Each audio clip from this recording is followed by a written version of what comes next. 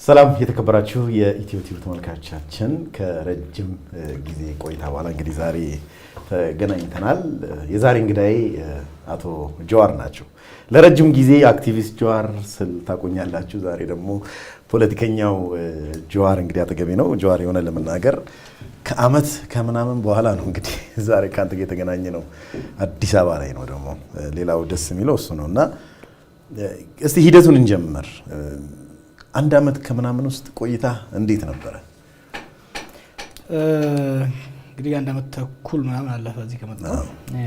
የመጀመሪያውን አንድ አመት በአብዛኛው በሰላም ስራ ላይ ሰራ የቆየሁት። ስትዝለ ሲልህ እኛ በመጣንበት አካባቢ ብዙ አለመረጋጋቶች ነበሩ።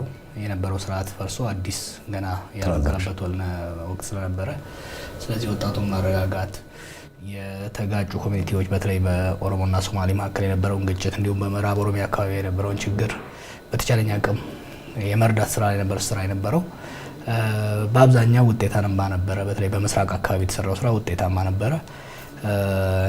እንግዲህ እዚህም ደግሞ ከተማ ውስጥ በፖለቲካ አመራሮች መሀል በመሄድ ለማቀራረብ ስሞክር ነበርና ጥሩ ነበር። እንግዲህ የቀረው 6 ወር ደግሞ አሁን ያለው የጀመርኩበት ነው። ኦኬ በጣም አሪፍ። እንግዲህ ዛሬ ተመልካቾቻችን ሞር ወደ ማህበራዊ ኑሮውን ያንተን አስተዳደግ ምናምን ስለ ግል ህይወት ትንሽ እንጮታለን ብዬ አስባለሁ እና የምታሳልፉት ጊዜ የእውነት እንደማያስቆጫችሁ ተስፋ አደርጋለሁ። ስለ ግል ህይወትና የቀን ተቀን ኑሮህን ከልጅነት እስከ እውቀት እንግዲህ ሙሉ በሙሉ በግልጽ እንደምትመልስልኝ ተስፋ አደርጋለሁና እንደ ማንኛውም በልጅነት ስታጠፋ ተገርፈን ያደግከው ጀዋር? በጣም ከጎረቤት ከኛ ቤት እኔን ያልገረፈ ሰው ያለ አይመስለኝም። አሁን አንዳንዴ ሲመጡ ከገጠር ከኛ አካባቢ እሷን ገርፋኛለች እሱን ገርፎኛል ብለህ ትዝተላል። ክፉ ነበር እንዴ አገራረፉ? አገራረፉም በጣም ክፉ ነበር። እኔም ኃይለኛ ነበርኩና ብዙ ሰው ነው የገረፈኝ በልጅነቴ። ኦኬ ልጅ ያለህ የቀን ውሎ ምን ይመስላል? እረኛ ነበርክ? ታርስ ነበር? ኑሮዬ በትንሽ ከተማና በገጠር መካከል ነበረ።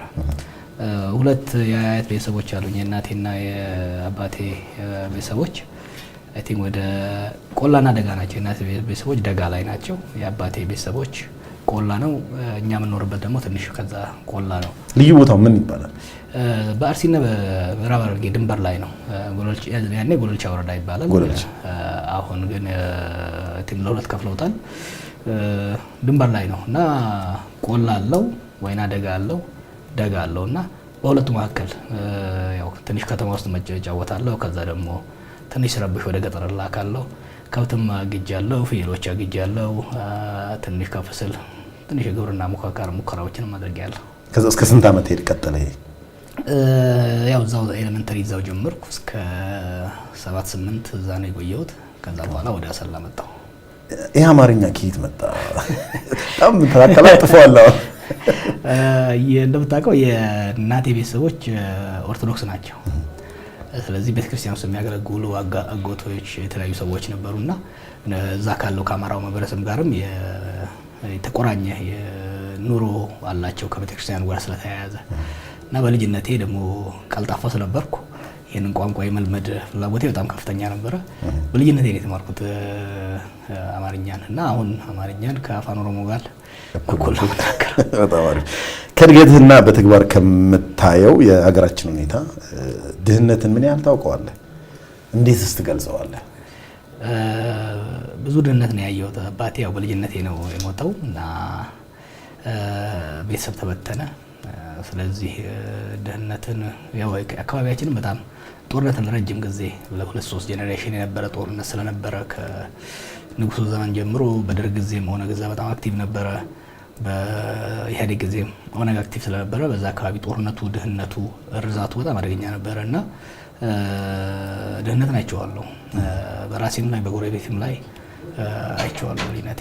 እንግዲህ ድህነትንም አይተሃል፣ እንደነገርከኝ ጦርነትንም አይተሃል። በዚህ መነሻ ለዚህ ህዝብ ቅድሚያ መደረግ አለበት የምትለው ምንድን ነው? እንግዲህ የኔ የፖለቲካ እውቀት የአመለካከቴ ሼፕ የተደረገው በአስተዳደጌና በትምህርቴ ነው።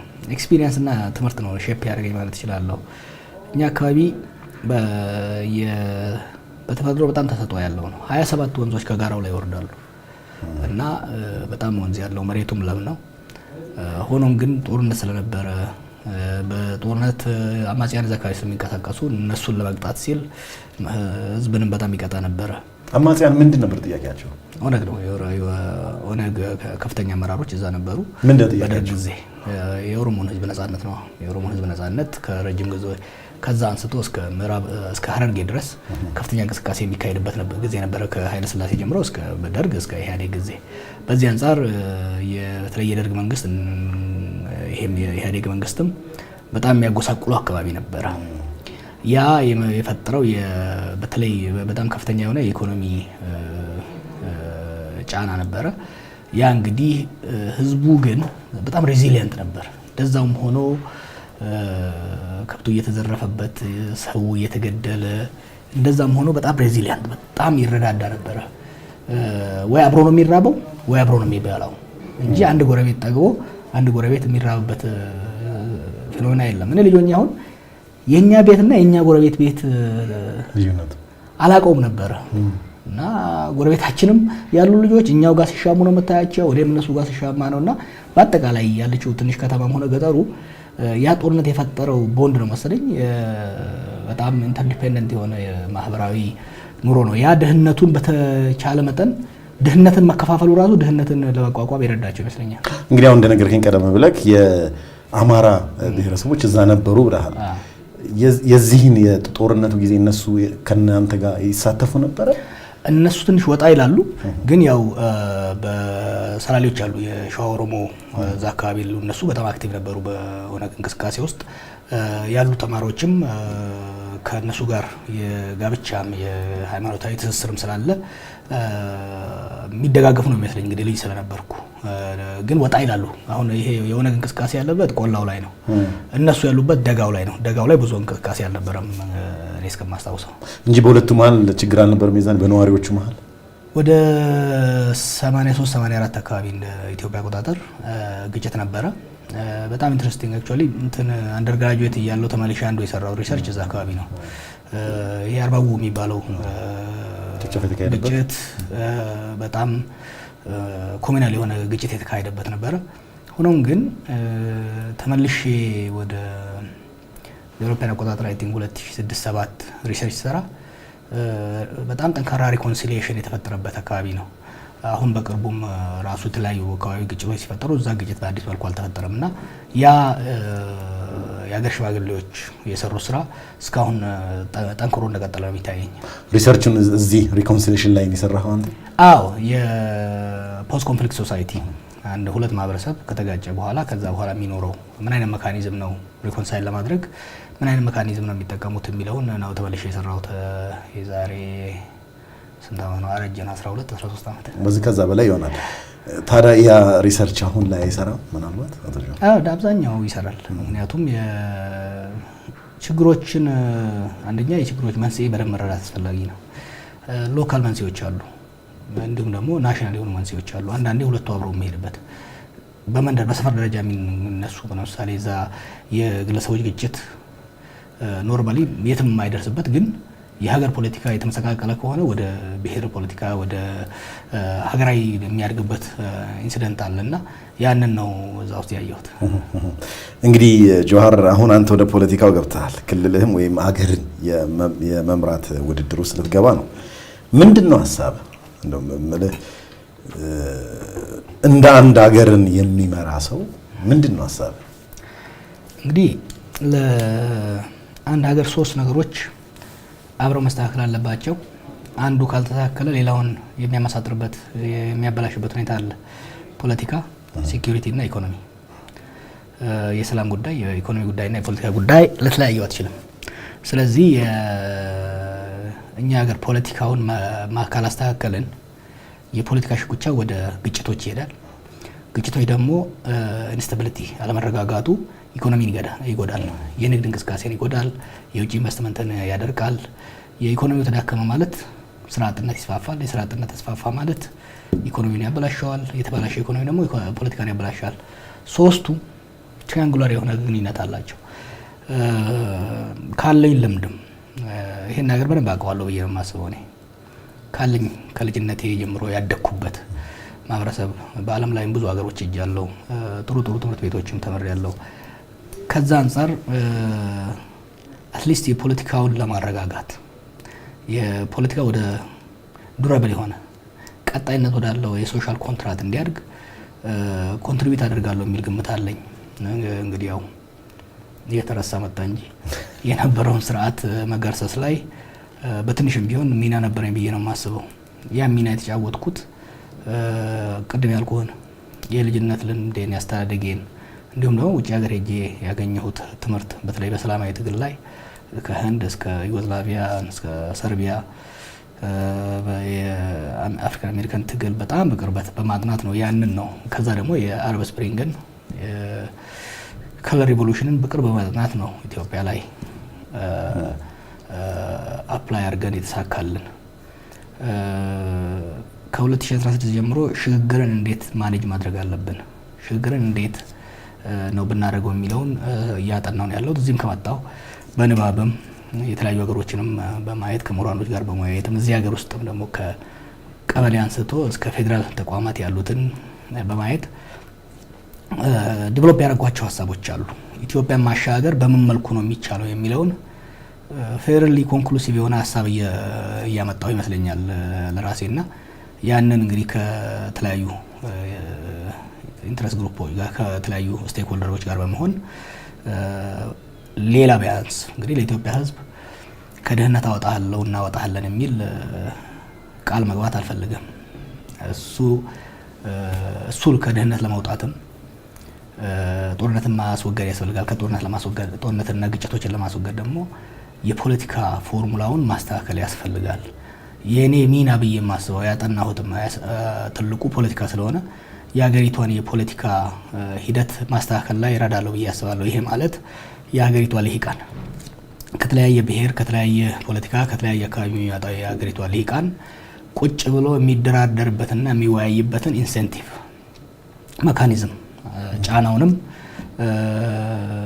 አትራክት የሚያደርገውን ኢንሴንቲቭም መፍጠሩ ላይ ከሌሎች ጋር ሰራለሁ የሚል ግምት አለኝ እና በዛ ደግሞ ይሳካል ነው የሚል ተስፋ አለኝ። እንግዲህ አሁን ስቴክ ሆልደርስ ስትል ነው እንግዲህ አንዱ አሁን በመንግስት ደረጃ የተቀመጠው አካል ነው። ምናልባት በሱ የክህደት ተፈጽሞብኛል የሚል ስሜት ይሰማሃል? በግለሰብ ደረጃ አንተ ላይ ለምሳሌ ብዙ ኮንትሪቢዩት አድርጌያለሁ ብለሃል ለዚህ ትግል፣ የአይነት ስሜት አይመጣም? ፈጽሞ አይለኝም። እኔ የኢትዮጵያ ፖለቲካ ውስጥ ማንም አስገድዶኝ አይደለም፣ በራሴ ፍላጎት ነው የገባሁት። አንድም ጥቅም ፈልጌ አልገባሁም። እኔ ፈጣሪ ይመስገን በጣም በጣም በጣም ሪሞት ከሆነ አካባቢ ወጥቼ በጣም ከፍተኛ ቤስት የሆኑ ትምህርት ቤቶች ተምሬያለሁ። ትምህርት ቤት እያለሁ ስታንፎርድ፣ ኮሎምቢያም ኦክስፎርድ በነበርኩበት ወቅት ሁሌም የማስበው ይሄንን እድል ለሰጠኝ ፈጣሪ እንዴት ነው ውለታ መክፈል የምችለው? ከኔ ጋር የነበሩ ልጆች ወደ ዲሲ ትልልቅ ተቋማቶች ውስጥ ዎል ስትሪት ሲሄዱ ማድረግ ችል ነበር። ግን ያሰብኩት እስቲ ለዛ ሪሞት የሆነው ማህበረሰብ ከዛ ማህበረሰብ ውስጥ ያወጣኝ ፈጣሪ ምናልባት ምክንያት አለው በሚል ነው የመጣሁትና ይሄን ሳደርግ ከአንድም ግለሰብ ከአንድም ማህበረሰብ ውለታ ፈልጌ አይደለም። አንድም ሰው እንዲያመሰግነኝ አልፈልግም። ሲረግሙኝ ቢሉም አይከፋኝም፣ ሲያመሰግኑኝ ቢሉም ምንም እንትን አይመስለኝም። እና በግለሰብ ደረጃ they don't owe me anything። ማንም ሰው እኔን ሊያመሰግን አይገባውም። ማንም ማህበረሰብ ኢንዴትድ እንደሆነ እኔ ላይ የሆነ ሊከፍለኝ የሚገባው ብድር ያለ ሆኖ ሊሰማውም አይገባም፣ አይሰማኝም። ስለዚህ ከዚህ ሀገር ካሉ የፖለቲካ አክተሮችም ጋር ያለን የሚያገናኘን ፖለቲካው ነው እንጂ ግለሰባዊ አይደለም። ግን እንደው አንዳንድ አካላቶች አሁን ያልከውን የጠቀስከውን ነገር አለ። ውሃ እንኳን አንድ ጉድጓድ ያላስቆፈሩ ሲሻቸው እነሱ በቪኤቲ እየተንቀሳቀሱ ተብሎ ትተቻለህ እና ምናልባት ቅድሚያ የፕሮሲጀር ጉዳይ ነው ወይንስ ምንድን ነው ይሄን እንዳታደርግ ያደረገህ አንተ? ውሃ ማስቆፈር ብፈልግ ኖሮ ወደ ኤንጂኦ ገባ ነበረ። ብዙ ጉድጓዶችንም ማስቆፈር እችል ነበረ። ወደ ኤንጂኦ ገብቼ ከፈረንጆች መስዋዕትነት ጠይቄ በጣም ወደው ያደኩበትን አካባቢ በጣም ነው የምወደው። ሰው ያደረገኝ አካባቢ ነው። ለኦሮሞ ሕዝብ ትግልም በጣም ብዙ መስዋዕትነት የከፈለ ነው። ይሄ የምስራቅ አርሲ፣ ምዕራብ ምስራቅ ሐረርጌ አካባቢና ብዙ ጊዜ ከሞት ያዳነኝ ሕዝብ ነው። እውነት ነውና አንዳንዴ ሳስብ ምናልባት በጣም ሰፊ ኔትወርክ አለኝ በዓለም ላይ ያንን ኔትወርክ ተጠቅሜ ቅድም እንዳልኩ 27 ወንዞች አሉ። አሁን ባለፈው ሄጄ ነበር። 27 ወንዞች ይወርዳሉ። ክረምት ስታየው ወተት የሚወርድ ነው የሚመስለው እና ክረምት ያንን ውሃ በታቁረው በኩሬ ብታስቀምጠው አካባቢውን በሙሉ ማልማት ትችላለህ። አሁን አምና እንዴ ሳስብ ነበር ፖለቲካውን እርገፍ አድርጌ ትቼ ኤንጂኦ አቋቁሜ በኢንተርናሽናል ኮሚኒቲ ውስጥ ያለኝን ኮኔክሽን ተጠቅሜ ይህን አካባቢ ባለማው የሚል አትሊስት ያን ወረዳ ባለማው ተንጀብል የሆነ ሜጀረብል የሆነ ነገር መስራት ይችላለሁ። አንዱ አማራጭ ነው። እንግዲህ ህይወት ምርጫ ነች።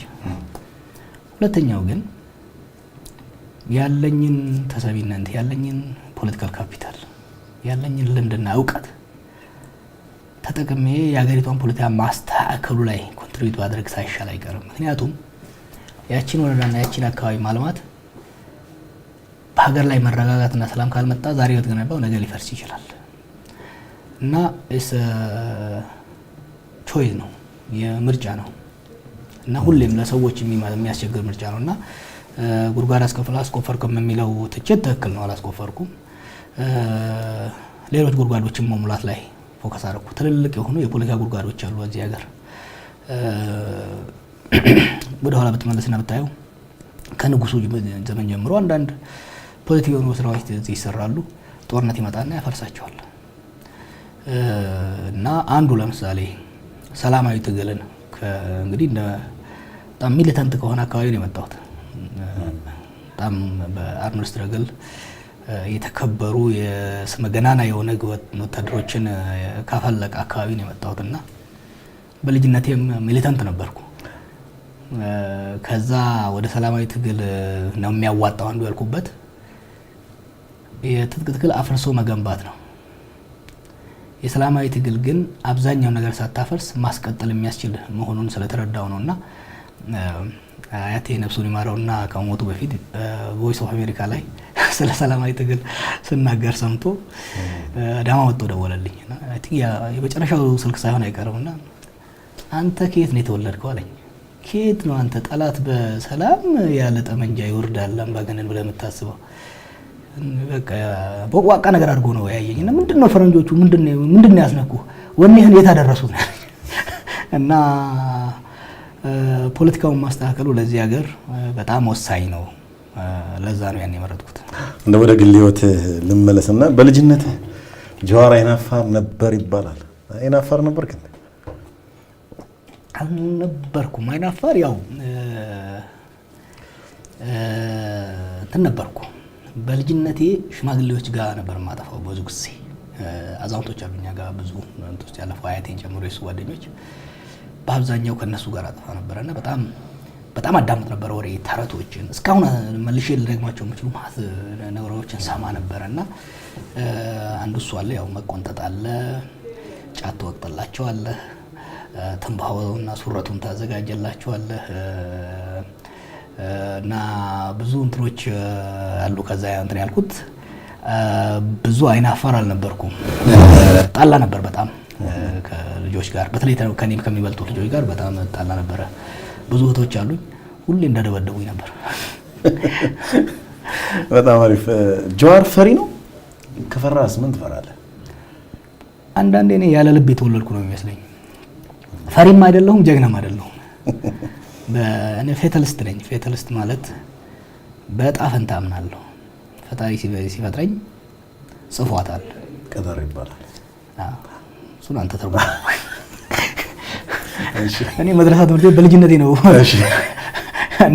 ደረሰ ሼኩን ፈንክቼ ነው የወጣሁትና አላውቀውም እና ግን ቲንክ ልጅነቴ ጀምሮ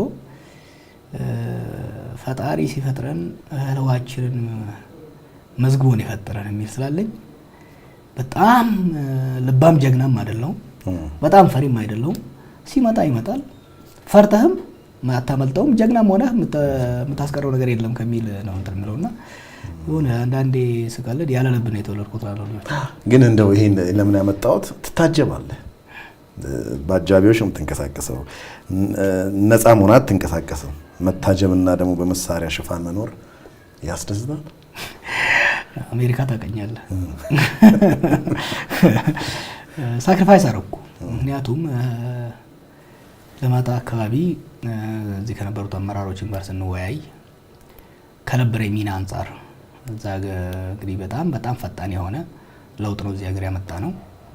የመጣው ለውጥ ጥቅማችን የጎዳባቸው ግለሰቦችና ቡድኖች አሉ። የኢኮኖሚ የስልጣን ጥቅማችን የጎዳባቸው። ያ ብቻ ሳይሆን በኢትዮጵያ ፖለቲካ ላይ በጣም አግሬሲቭሊ ነው ሰራ የነበረው። ጠንካራ አቋሞች አሉኝ። የኔን አቋሞችን የማይወዱ ግለሰቦችም ቡድኖችም እንዳሉ እኔም እረዳለሁ። ያሉት የሴኩሪቲ ሰዎችም ይረዳሉ። ከዛ አንጻር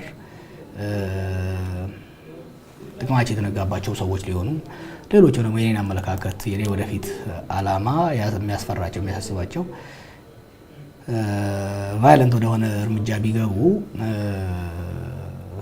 ካለኝ ተጽዕኖ አንጻር በማህበረሰብ መካከል ሊፈጥረው የሚችለው ችግር ለሀገር አደጋ አለው የሚል ጠቅላይ ሚኒስትሩም ጨምሮ ሌሎችም ተወያይተን የተወሰነ ጉዳይ ነው። በዛ ጊዜ እንዳልኩ እኔ እዚህ ሀገር የተቻለኝን ያህል ፖዚቲቭ ኮንትሪቢዩሽን ማድረግ እፈልጋለሁ። በእኔ ምክንያት ደግሞ ችግሮች እንዲፈጠሩ አልፈልግም። በዚህ አንጻር በጣም ብዙ ነገር ነው ሳክሪፋይስ ያደረኩት። እኔ በጣም መጫወት የምወድ ሰው ነኝ። ከተለያዩ ማህበረሰብ ጋር መገናኘት፣ ነፃ ሆኜ ወጥቼ ወክ ማድረግ እፈልጋለሁ። እንደምታየው ግን እዚህ ሀገር ከመጣሁ ነፃነቴን በእኔና በእስረኛ መካከል ያለው ልዩነት እንዲህ ልጠይቅህ። ለምሳሌ ኦሮሚያ ክልል ስትሄድ አሁን ብዙ ጊዜ የተለያዩ ፎቶዎች እናያለን ስትለጥፍ፣ ደስ የሚል መናፈሻ ላይ በጣም ወይ አንዳንዴ በረሃ ላይ እንደውም የበረሃ ምግቦች እየበላህም የተነሳባቸው ዛፍ ስር ምናምን፣ ያ አይነት ኮንፈርት ሌላው ክልል አይሰማህም? ሌላው ክልል ሳይሆን ሰው የሚበዛበት አካባቢ ላይ አሁን ገጠር ሰው የለም፣ በጣም ውስን ሰው ነው ያለው። ከተማ ላይ ብትመጣ ግን በጣም ብዙ ሰው ስለሚመጣ ብዙ የኔ ውሳኔ አይደለም። በጣም ኤክስፒሪየንስ ሊሆኑ ኤክስፐርት የሆኑ ሴኩሪቲዎች አሉ። እነሱ የሚወስኑት ነው ምን ያህል ኤክስፖዠር የት ሊኖረኝ የሚለውን እነሱ ናቸው የሚወስኑት። ባለፈው 5-6 ዓመት ደግሞ እኔም ዴቨሎፕ ያደረኩት ጸባይ አለ። እንደምታውቀው 4 ዓመት ኦልሞስት ቢሮዬ ነው የተኛሁት። ከቢሮዬ ነው ስሰራ የነበረው። ከህዝብ ጋር በውይይቶች ብቻ እንጂ የምገናኘው እዛ ሚኒሶታ እያለው ራሱ የስራው ጸባይ ቀይሮታል። ብዙ ከኢንተራክሽን አሁን ለቅሶ ሚኒሶታ አንዱ የምተችበት ተችተው የተውት ነገር ነበረ። ለቅሶ ሲኖር አልሄድም፣ ሰርግ ሲሄድ አልሄድም፣ ክርስትና ሲኖር አልሄድም፣ በርዝዴይ ሲኖር አልሄድም እና ሰውም ተረድቶ ተው። ያ ምንም እንኳን አንድ ቤት ውስጥ አንዳንዴ አሁን አንድ ቤት ውስጥ ቢሮ ያኔ ያው ዊንተርም ስለነበረ እዛ ስኖ ስለነበረ አንዳንዴ ሳልወጣ 1 ወር ከ2 ሳምንት የሆነበት ጊዜ ነበር። ምንም ከቢሮ ሳልወጣ ቤዝመንቷ ናት አይደል? ቤዝመንቷ ትዝላል እጂ ቤዝመንቷ ሳልወጣ ስኖ ጀምሮ ስኖ ቦርዶ ደርቆ እንደገና እንትን ብሎ መጨረሻ ላይ ስወጣ አይኔ ሁሉ እንትን የሚልበት ጊዜ ነበርና ያ አሁን ያለኝን ህይወት ብዙም እንትን እንዳለው አድርጓል። እንግዲህ ደግሞ ስለ ሴኩሪቲ ስናወራ ስለ ጠባቂዎች እንግዲህ እነሱ ነው የሚወስኑት ብለሃልና ጠባቂዎች መደበኛ ስራቸውን ትተው ከአንተ ጋር እንደውም ሰሞኑ በጣም ትንሽ ቶፒክ ሆኗልና ደሞዛቸው ማን ነው የሚከፍላቸው? ኦፌኮ ነው ወይንስ አንተ በግል ነው የምትከፍላቸው? ህዝብ ያዋጣል። ዲያስፖራም እዚህም ያሉት ልጆቹ ለመንግስት የመደባቸው እዚህ ቆይተው ያን የወሰዱትን አቋም ታውቃለህ። ያ የኔን ህይወት ብቻ ሳይሆን ብዙ ነገሮችን ያዳነ ነው የሚመስለኝ። ከዛ በኋላ ያው ፎቶቸውም ስማቸውም በየቦታው ስለወጣ መቆየታቸው ይጠቅማል ከሚል አንጻር የነሱም አቋም ይሄ ነበር። እኔም ከነሱ ተስማማው። ይሄንንም የፌደራል ፖሊስ ያው ሴኩሪቲ ከእንግዲህ ያስፈልግህም የሚል ውሳኔ ላይ ስለደረሰ ሊያነሳ አሰበ። ያው ልጆቹ መሄድ ስላልፈለጉ ከፖሊስ አባልነት እንዲሰናበቱ የመንግስት ንብረት እንዲመልሱ አድርገን እዚህ ነው ያሉት። የሚከፍላቸው እንግዲህ ደጋፊ አለ፣ አንድ ላይ ያን የሚያደርጉት ነገር ነው። እንግዲህ ደግሞ ስለ ፌዴራል ፖሊስ ናቸው እነዚህ አንተ ጠባቂዎች እና ፌዴራል ፖሊስ ደግሞ ወደ ስራ ዓለም ሲገቡ ለህገ መንግስቱ ቃለ መሐላ ገብተው ነው። አሁን ታዲያ ዝም ብለው ሲወጡ ክህደት አይደለም? ተወያይተው ከነበረው አንጻር ከነበረው በዛ ጊዜ አንፎርቹኔት ከሆነው ጉዳይ አንጻር ከኮሚሽነሩም ሌሎችም ጉዳዩን በጥልቀት ካዩት በኋላ ለኮሚሽኑም ለነሱም ለኔም ለሀገርም የሚጠቅመው በሰላም በውይይት በፍቅር መሰነባበቱ ነው የሚሻለው ወደሚለው ነው የገባ ነው። በጣም አሪፍ። ሞት ለጀዋር ምንድን ነው?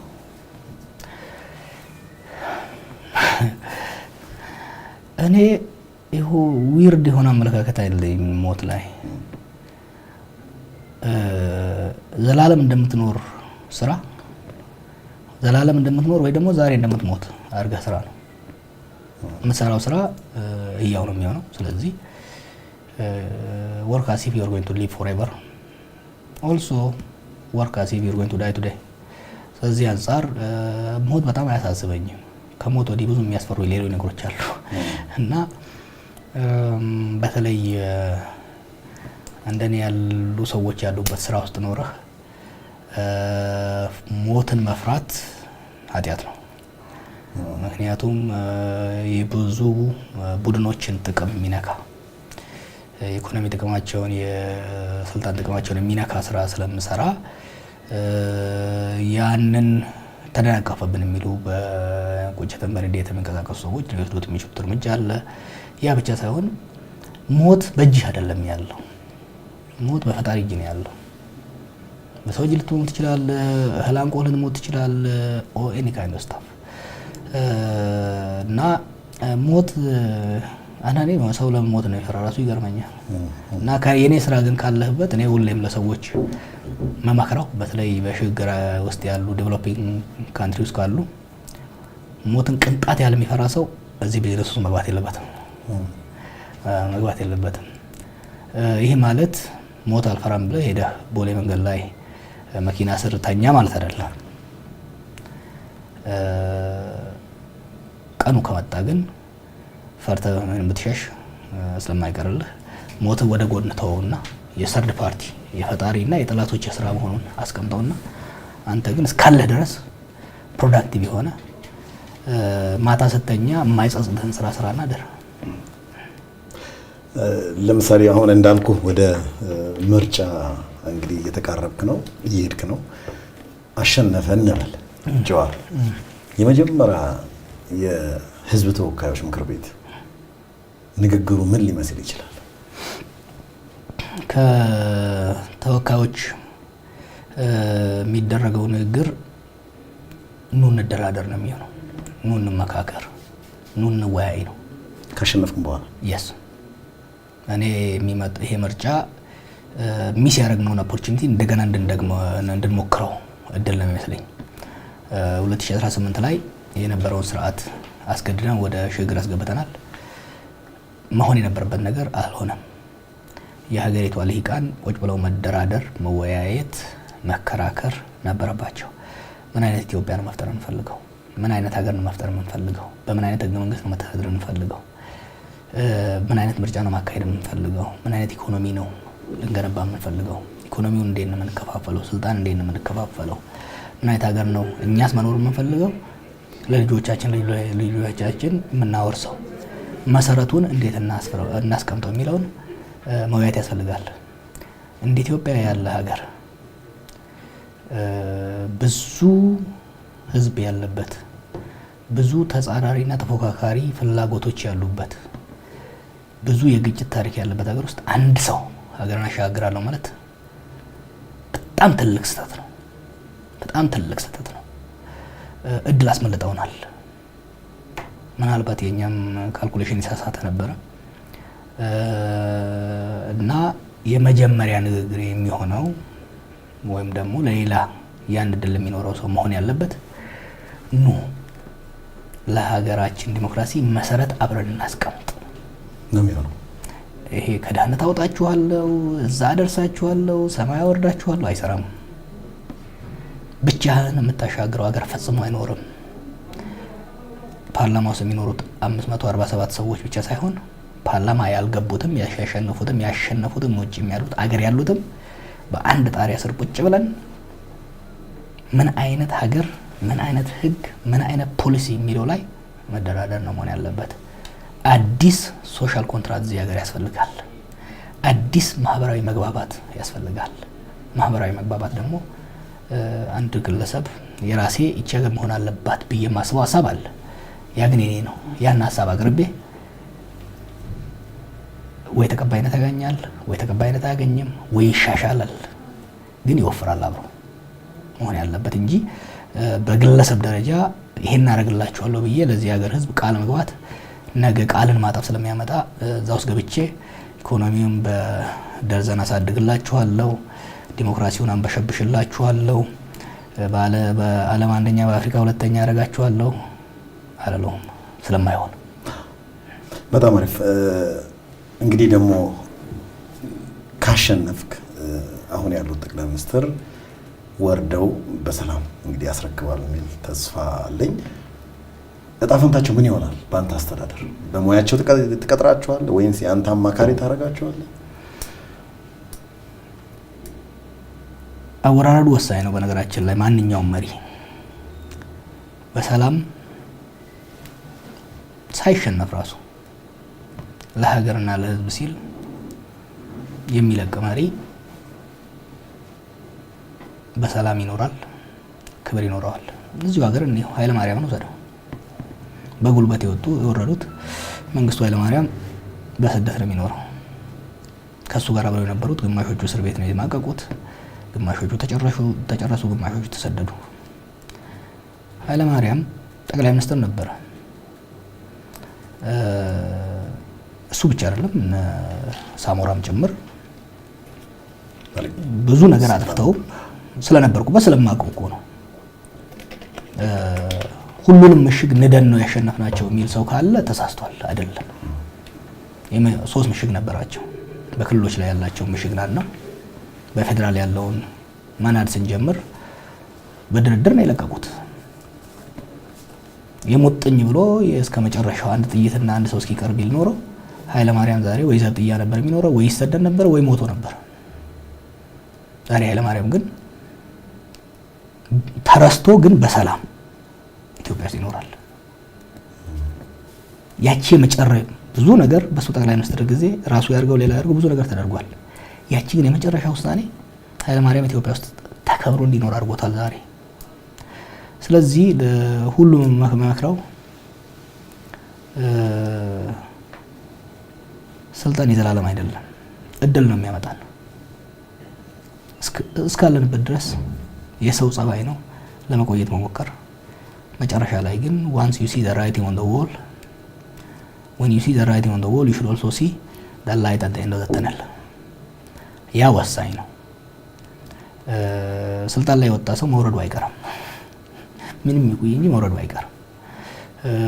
ብዙ ሀገሮች ለምሳሌ ትዝ ካለ ያኔ ጽፍ ነበር የአረብ ስፕሪንግን እከታተለው ስለነበረ ቤን አሊ የቱኒዚያው መጨረሻ ላይ ስታየው ለቀቀና ሳውዲ ሄደ። ጋዳፊ ግን እስከ መጨረሻው ሄዶ ተዋርዶ እንደ ውሻ ሞተ። ስለዚህ ለሁሉም መክረው ራሴ በእነሱ ቦታ በሆነም አደርገው ሙሉ በሙሉ ራሱ ባትሸነፍ እድል እንኳን ቢኖር አልመኸው ጀምረው ያልጨረስከው ፕሮጀክት ራሱ ቢኖር አንዳንዴ ሀገርና ሕዝብን አስቀድሞ ስልጣንን የሙጥኛ ለማለትና መልቀቅ ለራስም ለሀገርም ይጠቅማል። መውረድ ለማይቀር ለማድረግ ስለዚህ ለሕዝብም ለአሸናፊዎች ደግሞ መክረው በአፋን ኦሮሞ ተረታል ተደበርቴ ጉንዶ ታፍቴ ጉዶ ይባላል። ያለፈው ጊዜ እንደ ሰፌን ነው፣ ትንሽ ነች፣ በሰፌን ነች። የተረፈው ግን እንደ ቁና ትልቅ ነው። ስለዚህ በስልጣን ላይ የነበሩ ግለሰቦችም ሆኑ ቡድኖች ብዙ ወንጀል ብዙ ስህተት ይሰራሉ። አንዴ ስልጣን ከለቀቁ ግን ወደ በቀል መሄዱ ጥሩ አይደለም ባይነኝ። ኦፍኮርስ ይሄ ብዙ ያስተቸኛል። ህወሓቶች ብድር ሳያወራረዱ ስልጣን እንዲለቁ ለቀው በሰላም እንዲኖሩ ከገፉት ግለሰብ ጋር አንዱ በመሆኔ ኢህአዴጎች 27 ዓመት ሀገር በዝብዘው ሀገር ዘርፈው ከነሱ ውስጥ ትንሽ የሚሻሉ ስልጣን ይዘው ይቀጥሉ ብዬ ሀገርን በማሳመን ላይ ሚና ስለነበረኝ ትላንት ያደረከው ተመልከት ዛሬ የሚል ተቺ ይመጣል። አይ ስቲል ብሊቭ ኢት። ብዙ ሀገራት እንቻለሁ። አሁንም ቢሆን አሸናፊዎችም ወደ ስልጣን የሚመጡ ግለሰቦችም ቡድኖች ወደ ሰፊ ሆነው መሄዱ የተሻለ ይመስለኛልና ለራሴ የምከተለው የሆነው የሚሆነው። ኦኬ እንግዲህ አሁን ያለ ስፒቹን ነገርከኝ። ጠቅላይ ሚኒስትሩ ውሳኔ ደግሞ እንግዲህ እንደነገርከኝ እንደሳቸው ይወሰናል ያልከው ኢትዮጵያን ለምሳሌ ግለጻት በአጭር ቋንቋ እንዴት ትገልጻታለህ? አሁን ባለው ሁኔታ ብዙ እድል ያላት ብዙ አደጋ የተጋረጠባት ሀገር ናት።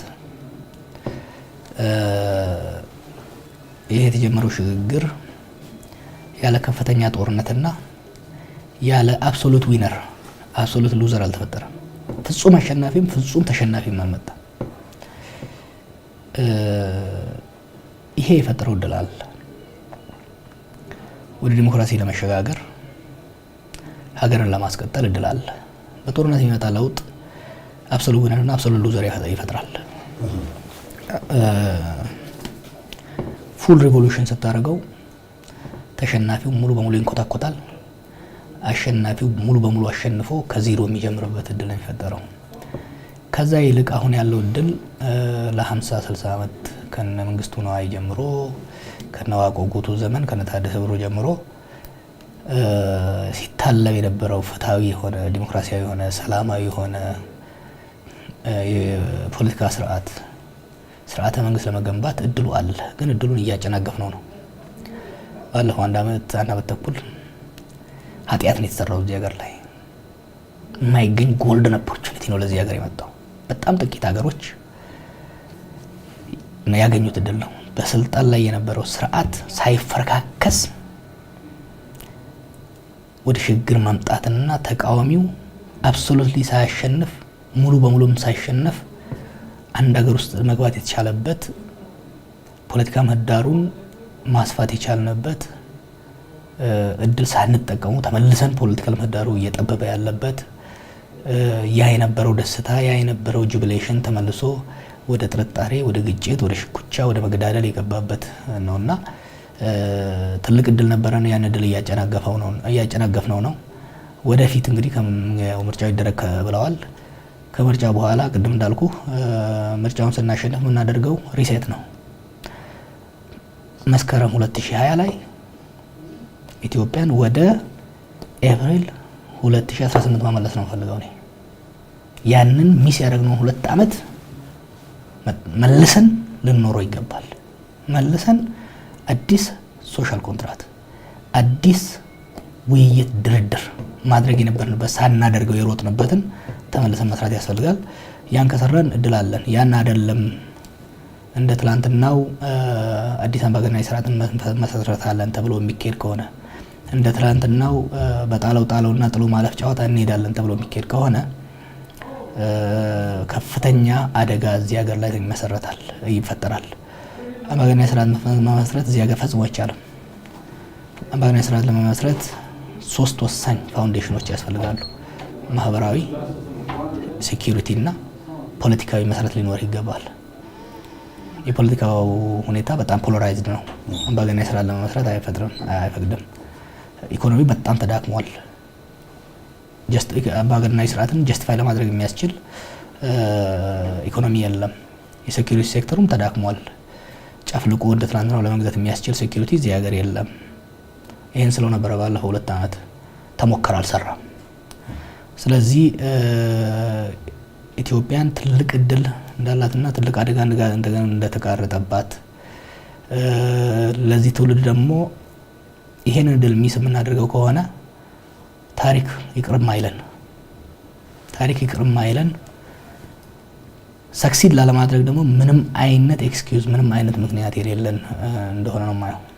ግን እንደው አሁን የእናንተ ፓርቲ ካሸነፈ ነው እንደዚህ አይነት እድል ውስጥ ምናምን ወደ 2 ዓመት በነበረው እድል ውስጥ መልሰን እንከታታለን ሀገሪቷን ያልከውና አሁን ግን ብዙ ትተቻላችሁ። አሁን የእናንተ ኦፌኮ እንግዲህ የተቀላቀልከው ፓርቲ እሱ ላይ በደንብ እንሄዳለን። ግን በደንብ እየተንቀሳቀሰ ያለው እንግዲህ ምርጫ ቦርድንም ቢያስቆጣ እየተንቀሳቀሳችሁ ያላችሁ ኦሮሚያ ክልል ነው።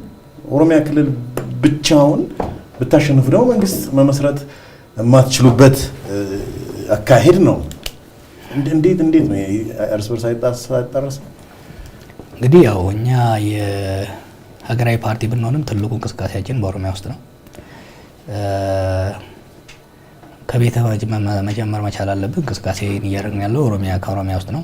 ኦሮሚያ ደግሞ ሁሌ እንደምለው ለኦሮሚያ የሆነ ነገር ለኢትዮጵያ ይሆናል፣ ለኢትዮጵያ የሆነ ነገር ለኦሮሚያ ይሆናል።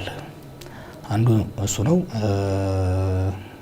ኦሮሚያን በደንብ እያንቀሳቀስን ነው፣ እየገነባን ነው። ግን ገና በቅርቡ ነው የጀመርነው። በአብዛኛው እንቅስቃሴ ኦፌኮ እንደምታውቀው 23 ዓመታት በምስረታ ላይ ያለ ድርጅት ነው።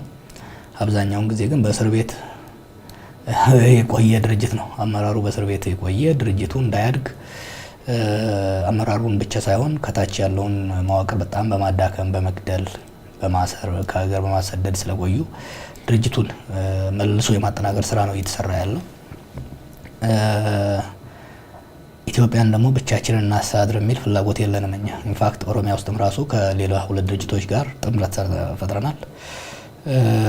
ብቻችንን ለኦሮሚያም ለኢትዮጵያም ብቻችንን ፍቱን የሆነ መድኃኒት አለን፣ ፈዋሽ መድኃኒት አለን የሚል እኛ ብቻ ነን የምንችለው የሚል ፍላጎትም የለንም። ለምታውቀው ፕሮፌሰርም የፖለቲካ ምሁር ናቸው። ሌሎቹ አብረው ያሉት በፖለቲካ ውስጥ ሰፊ ልምድ ያላቸው ናቸው። እኔም ከዛው ባክግራውንድ ስለምመጣ በጥምረት ነው የምናምነው። ከዚህ አንጻር በኦሮሚያ ላይ ከ3 ድርጅቶች ጋር ጥምረት መስርተናል። በፌዴራል ደረጃ ላይ ከብዙ ድርጅቶች ጋር ከሶማሌ ክልል፣ ከሲዳማ፣ ከደቡብ በተጨባጭ አሉ እነዚህ ሁሉ መስርተናል። ምርጫ ቦርድ አስገብተናል። ስማቸውን ያው ጊዜው ሲመጣ ታየዋለህ። ስለዚህ በሀገራዊ ደረጃ ጥምረት ፈጥረናል። ስለዚህ ድርጅቶቹ በየክልላቸው እንዲጠናከሩ እንዲያሸንፉ፣ በፌዴራል ደረጃ ደግሞ አብረን አሸንፈን የጥምረት መንግስት ለመመስረት ነው እየሰራን ያለ ነው እና ገና አሁን የጀመርነው እንቅስቃሴያችን ከአጋሮቻችን ጋር በስፋት የምንሰራ ይሆናል በሚቀጥሉት ወራቶች ውስጥ። እኔ እንደው አሁን ስለ ጥምረትም ስለ እንቅስቃሴያቸው ስንናገር እንግዲህ የምርጫ ቦርድ የምርጫ ቅስቀሳ ጊዜ ገደብ አለው። ከሱ ውጪ እናንተ አሁን በሰፊው እየተንቀሳቀሳችሁ ነው ማለት አሁን ምስራቁን ምናምን በደንብ አጠቃላችሁ። አሁን ደግሞ ከትንሽ ጊዜ በኋላ ደግሞ አረድ ፕሮግራም አላችሁ ደግሞ ወደ ሌላ ኦሮሚያ። ይሄ ገደብን መተላለፍ አይደለም? ሊሆን አይችልም። ደንብን መተላለፍ ሊሆን አይችልም። የተምታታ አመለካከት ነው ያለው። አንድ ፖለቲካ ድርጅት በ5 ዓመት ውስጥ ህጋዊ ፈቃድ እስካለው ድረስ በማንኛውም ጊዜና ቦታ ህዝብን የማወያየት ራሱን የማስተዋወቅ በአዳራሽ ይሁን በአደባባይ በትንሽ ሰዎች ይሁን በብዙ ማወያየት መብቱ ነው። በ5 ዓመት ውስጥ ለምሳሌ ምርጫው ተካሂዶ በማግስቱ ይሄን ማድረግ መጀመር ይችላል። እንቅስቃሴ የፖለቲካ ፓርቲ እንቅስቃሴ የሚታገተው ለ3 ለ4 ቀን ብቻ ነው። ምንም እንቅስቃሴ የሚከለከልበት 3 ነች 4 ቀን አለች ሊደርስ ይችላል። ከዛ ውጪ ገንዘቡ ካለህ አቅሙ ካለህ ማደራጀት፣ መቀስቀስ፣ ማነሳሳት ትችላለህ። ህጉ እኮ ክሊርሊ የተቀመጠ ነው። ጊዜ አለው። ልክ ምርጫ ቦርድ ያስቀመጠው ይሄ ልክ አይደለም ነው ወይስ? ይሄ 3ቱ ፖለቲካ ድርጅቶች እጩዎቻቸውን ለእጩዎች ነው እጩዎቻቸውን አስመዝግበው እጩዎቻቸው በምርጫ ቦርድ ቬት ተደርገው ያቺ 3 ወር በምርጫ ቦርድ ድጋፍ በተለያዩ ተቋማት ድጋፍ ለምሳሌ በዛ 3 ወር ውስጥ የቱ ላይ እንደረጉ አላውቅም እንጂ ለምሳሌ በስራ ላይ ያሉ ሰዎች ከስራ ወጥተው መንቀሳቀስ የሚችሉበት የተለያዩ ጥቅማ ጥቅሞችና መብቶች ስፔሻል ፕሪቪሌጅ የሚሰጥበት ነው። 3ቱ ስፔሻል ፕሪቪሌጅ ለፖለቲካል ድርጅቶቹና በተለይ ደግሞ ለተፎካካሪ እጩዎቹ የሚሰጥበት ነው ያ 3 ወር። እንጂ በዛ በ5 ዓመት ውስጥ ድርጅትን የማጠናከር አንዳንዴ በተለይ ከገዢው ፓርቲ ሲነሳ ያስቁኛል። በየወሩ አይደለም የድርጅት ኮንፈረንስ እየተባለ የ20 ቀን ትሬኒንግ እየተባለ የግንቦት 20 ምናምን እየተባለ ሲቀውጡ አይደል የሚኖሩ። ግን ነው እሱ ሳይሆን እንደው አቶ ጀዋር ምልህ ብልጽግና ነው የምትለኝ ይመስለኛል ካሳሳትኩኝ። ገዢው ፓርቲ አይደለ ምትለው? እሺ ኢህአዴግ ልትል ፈልጋለህ? ለምሳሌ እነሱ ስለጣሱት እናንተ መጣስ ያ ነው? አልጣሱትም ነው እያልኩ ያለው። አልጣሱም ፖለቲካ ድርጅት ህዝብን የሚያንቀሳቅሰው ህዝብን የሚያሰልፈው ህዝብን የሚቀሳቀሰው ያቺ 3 ወር ብቻ ካደረገ ከሆነ በ5 ዓመቱ ምን ይስራ? በ3 ወር ውስጥ ምን የተለየ ታደርጋለህ? ልክ እንዲህ ነው። በ3 ወር ድጋፍ ነው እኮ የሚሰጠው። ለምሳሌ ሰራተኛ ከሆንክ ከስራ ሳትባረር ከስራ ወጥተህ ፍቃድ ይሰጥ ኦልሬዲ ሬጂስተርድ ካንዲዴት በመሆንህ ስፔሻል ፕሪቪሌጅ አለ። ለምሳሌ በዛ በ5 ዓመት ውስጥ በራስ ላይ ወስነህ ነው የምታደርገው። በዛ 3 ዓመቱ በዛ በ3 ወር ውስጥ ግን የመንግስት ሚዲያ አጠቃቀም የተለያዩ ላንተ ለዛ ለእጩም ለፓርቲው የሚሰጥበት ስፔሻል ፕሪቪሌጅ ስፔሻል ሲዝን ነው እሱ እንጂ በ5 ዓመት ውስጥ 3 ወራት 3 ነው መሰለኝ 3 ወራት ስፔሻል የሆነ ድጋፍ፣ ትብብር፣ ጥበቃ ምናምን የሚደረግልህ ጊዜ ነው። በዛ በ5 ዓመት ውስጥ ህዝብን ማንቀሳቀስ፣ ማነጋገር፣ አባል መመልመል፣ ማደራጀት፣ ያንተን ባላንጣ መንቀፍ መብትህ ነው። ይህን ስታደርግ ደግሞ የህዝብ ተቋማትን መጠቀም ትችላለህ። ስቴዲየሞችን የህዝብ የሆኑ የመንግስት አይደሉም፣ ነገራችን ላይ የህዝብ ነው፣ ፐብሊክ ናቸው፣ መጠቀም ትችላለህ። ፖሊስ ደግሞ ልክ እንደ ማንኛውም ለምሳሌ ሰልፍ መጥራት የፖለቲካ ድርጅት በ5 ዓመት ውስጥ ሰልፍ መጥራት ይችላል አይችልም? ይችላል። ያው እኮ ነው። ሰልፍ መጥራት ይችላል፣ ስብሰባ መጥራት ይችላል፣ ወርክሾፕ ማድረግ ይችላል፣ የተለያዩ ነገሮችን መስራት ይችላል። በዛ በ5 ዓመት ውስጥ ምንም አይነት ገደብ የለም። ያቺ 3 ወሯ ስፔሻል ፕሪቪሌጅ በተለይ ከእጩዎች ጋር ተያይዞ የሚደረግ ስፔሻል አክሰስ ለመንግስት ተቋማት የሚሰጥበት ጊዜ ነው። በጣም እንግዲህ እችን ጥያቄ ሁሌ እጠይቅሃለሁ ብዬ ዛሬ አስታውስኳት። ለልጅህ ማውረስ የምትፈልገው ልዩ ታሪክ አለ? ደግሞ ከልጅ ከጨመርክ ነው ለልጆቼ ማለት እንዳትረሳ። ዘንድሮ ሁሉም ነገር አየር ላይ ነው፣ ያዩታል። አባቴ የተቻለውን ሞክሯል። በጣም እንዲመጻደቅብኛ እንዲኮራብኝ አልፈልግም፣ ግን አባቴ ያሰበውን ያለመውን ለማሳካት ሌት ተቀን ጥሯል፣ ሞክሯል። የኔን ፈለግ ተከትሎ ፖለቲከኛ እንዲሆን አልፈልግም። የኔ አጨብጫቢም እንዲሆን አልፈልግም። የኔን አይዲዮሎጂም እንዲከተል አልፈልግም። አባቴ ግን ባመነበት መስመር ላይ ዝም ብሎ ቁጭ ብሎ ጊዜውን አላባከንም። በወሬ ጊዜውን አላጠፋም። ከልጅነቱ ከትምህርት ቤቱ ጀምሮ እስከ ህይወት ፍጻሜው ላለመበት ዓላማ ላሰበው ዓላማ ሞክሯል።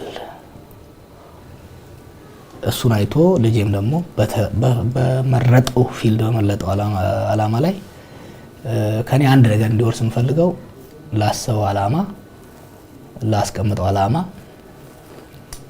ሜዲሲን ይግባ ምንም ይግባ ምን ሙዚቀኛ ይሁን አርቲስት አይ ዶንት ኬር ለዛ ለዓላማው ሌት ተቀን እንዲተጋ በቁርጠኝነት እንዲሰራ ፈልጋለሁና ያን ከኔ ሆፕፉሊ ያን ከኔ ይወርሳል ብዬ ተስፋ አለኝ። ኦልሬዲ ደግሞ በጣም ቶከቲቭ ነው። እኔ ግን ስሙን ኦሮሞ ነው ያልከው።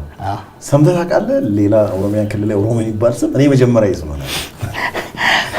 ኦሮሚያ አለ ኦሮሞ አንድ ሁለት ሰዎች ያለው የወጣው ፌስቡክ ላይ ኮን ያወጣንለት ምክንያቱም ያው በትግሩ መካከል ነበርና የዛ ጊዜ ፌስቡክ ላይ ያው እናቱ ሴት ከሆነች ኦሮሚያ ወይ ኦሮሞ እንላለን እንትን ነበረ። ግን ያው ፌስቡክ ይወስን ብለን ስም አውጡለታል እና የዛ ጊዜ በጣም ከወጡ ስሞች ውስጥ ባይ ፀሐዬ፣ ማስተር ፕላን፣ ኦሮሞ ፕሮቴስት ምናምን ነበርና አልተስማሙም። ከዛ በቃ ለኦሮሞ ህዝብ ስለሆነ የወሰነው በቃ የሰጠነው የእናትየው ውሳኔ ነው በአብዛኛው በቃ ኦሮሞን በለው በሚል ነው እና ኦሮሞ ያልነው።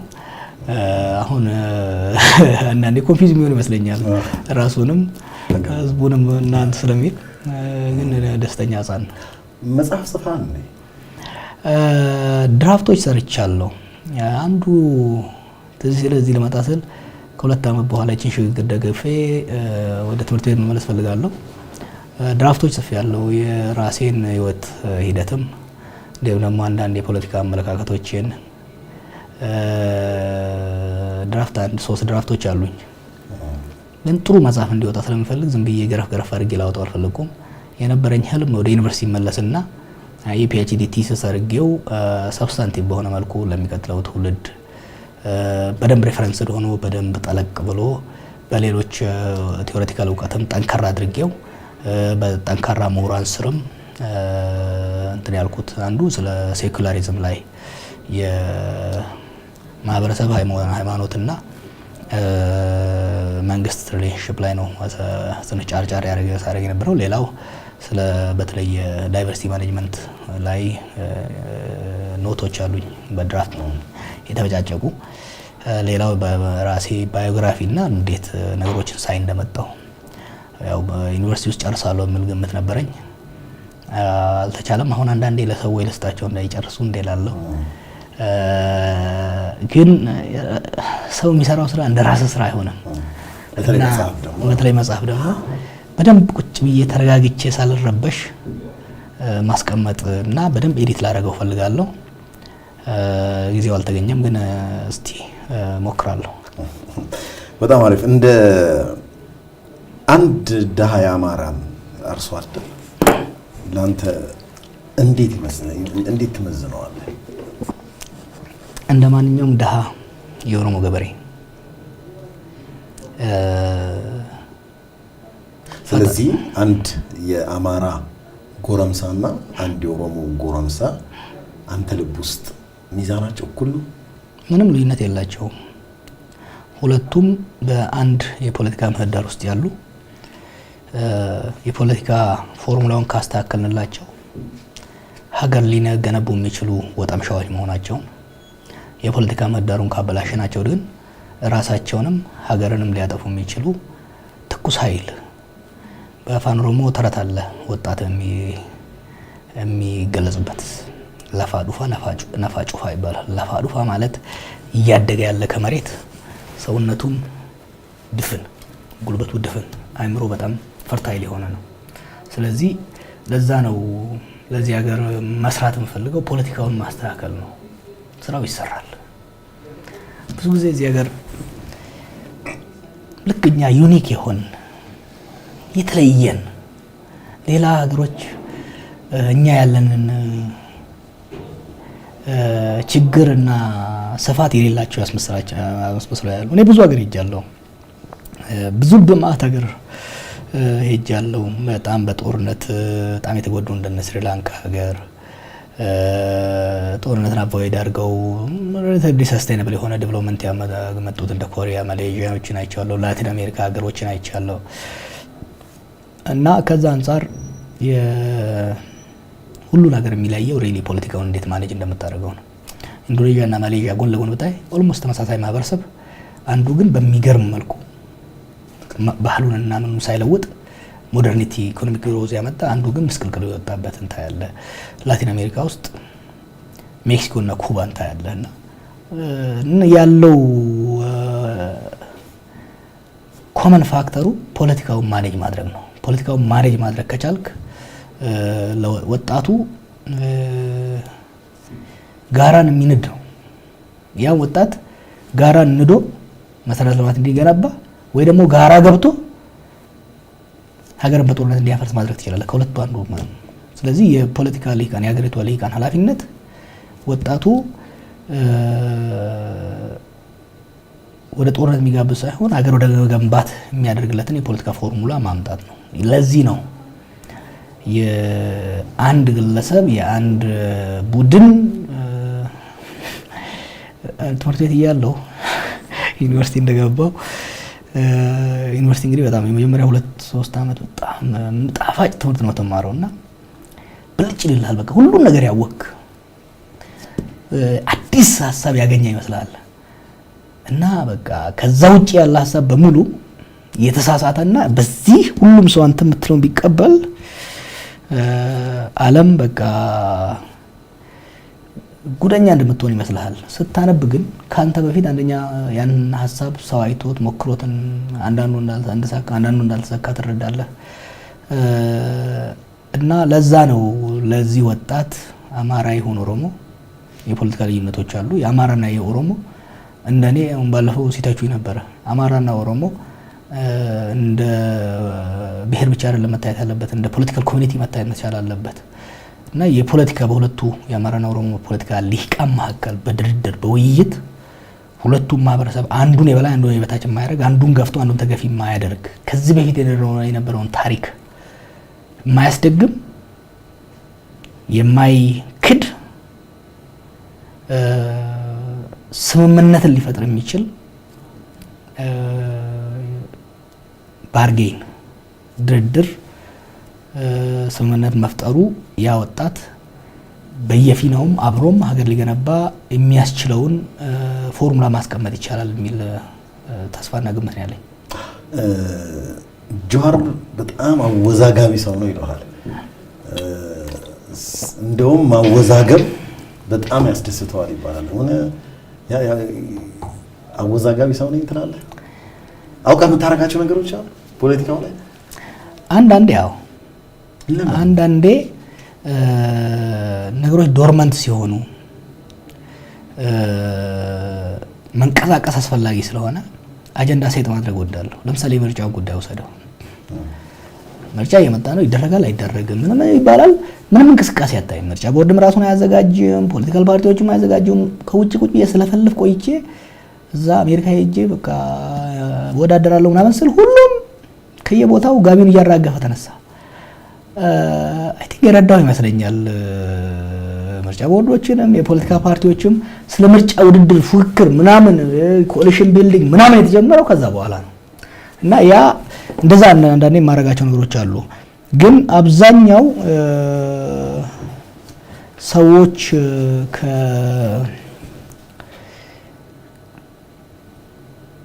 በጣም ሪሞት ከሆነ አካባቢ ወጥቼ በከፍተኛ ፍጥነት የፖለቲካ ምህዳሩን ሰንጥቄ የገባሁና ዶሚኔት ያደረኩ ሰው ከመሆነ የተነሳ ያለኝን አቅምና እንትንም በጣም አጋኖ የማየት ሁኔታ አለ።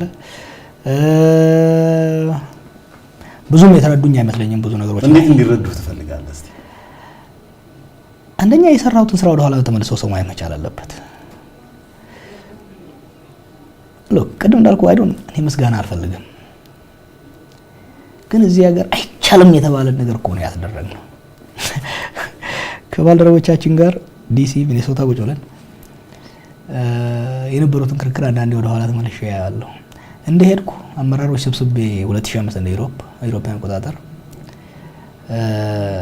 በ2020 15 ዓመት በኋላ የኢህአዴግን ስርዓት መገርሰስ አለብን የሚል ፕሬዘንቴሽን ሳቀርብ አንተ 15 ዓመት በሙሉ በእነኚህ ሰዓት በቃ አንተ ነው ኦፒዲዮ ነው እዚህ ሀገር የላከ ተባልኩ።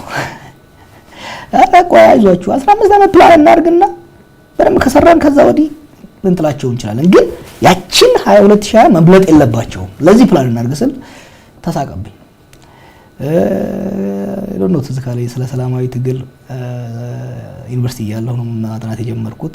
እዛ ዲሲ ኢንተርንሺፕ ዩ ስትሪት እየዞርኩ መጽሐፍ 2010 ላይ አስታውሳለሁ መጽሐፍ አከፋፍል ነበር ሰላማዊ ትግል እና የዛ ጊዜ በተለይ እዚህ 2005 ምርጫ ላይ ተሳትፈው ተስፋ ቆርጦ የመጡ ሰዎች ከታት የሚሉበት ጊዜ ነበር ስለ ጦርነትና እኔ ደግሞ ጦርነት ውስጥም ስለቆየው ስለማውቀውም ሜቢ ይቺንን ሞክር የሚል ነገር ስል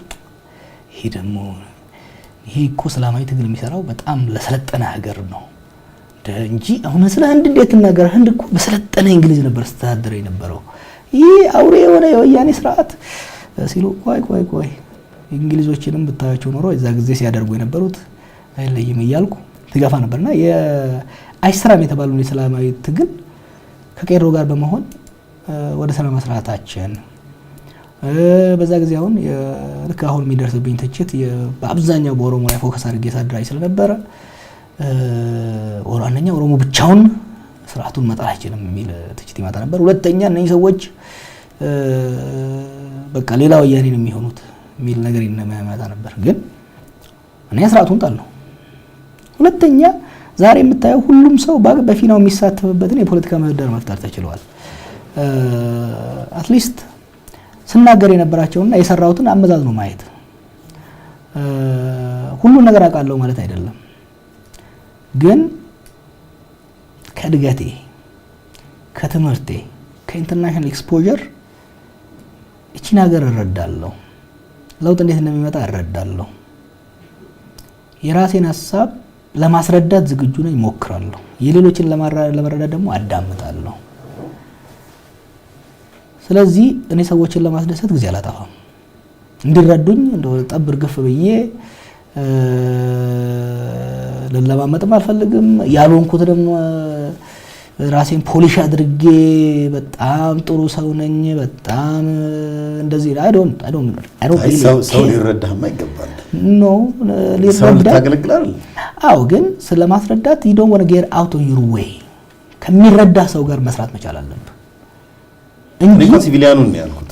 ሲቪሊያኑ ይረዳኛል፣ ሌላው ግን በሂደት ይረዳኛል። አልቲሜትሊ ግን ባይረዳኝም እሱ እስከተጠቀመ ድረስ አንፋይን ምን ነው ያን ስርዓት የለወጥንበት አካሄድ አብዛኛውን ህዝብ ጠቅሟል አልጠቀመም? የተጠቀመው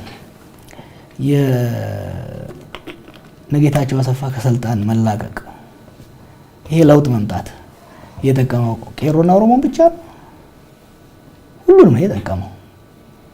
ስፔሻሊ የሆነ ፕሪቪሌጅ ኢንፋክት ዛሬ ተመልሰን እንዳውም ኦሮሞ እየተጎዳ ያለበት ሁኔታ ውስጥ ያለ ነውና አስሎንጋስ እኔ የምሰራው ነገር እስከተሳካና ሰዎችን እስከጠቀመ ድረስ ያመስግኑኝ አያመስግኑኝ ይረዱ አይረዱ ሰከንደሪ ነው ለኔ።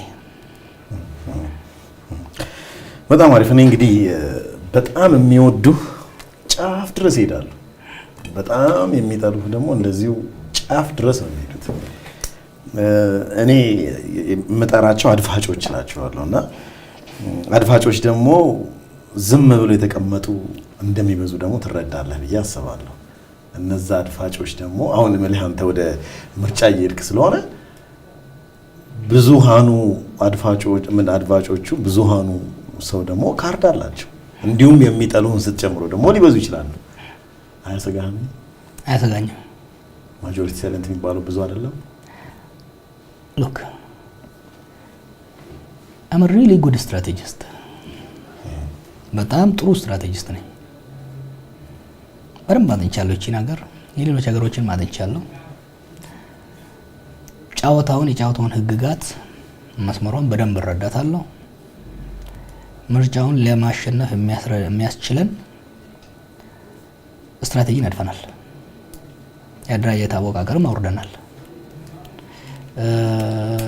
እኛ ለማሸነፍ ሁሉም ሰው ይደግፈን ካልን ያ ሞኝነት ነው።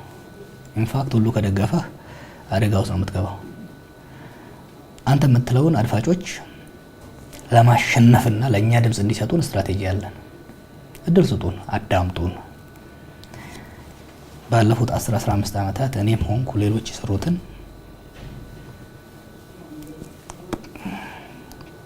ጠጋ በሉና ተረዱ። እሱን እድል እየፈጠርክ ነው ግጆ? ያ ኦፍ ኮርስ መቼም እዚህ ሀገር ኖሮ ባለፉት 5-6 ዓመታት የሰራነውን ስራ ወይ የኔ ስርዓት አይወድቅም ተብሎ እኮ ተስፋ የተቆረጠበት ሁኔታ ነው።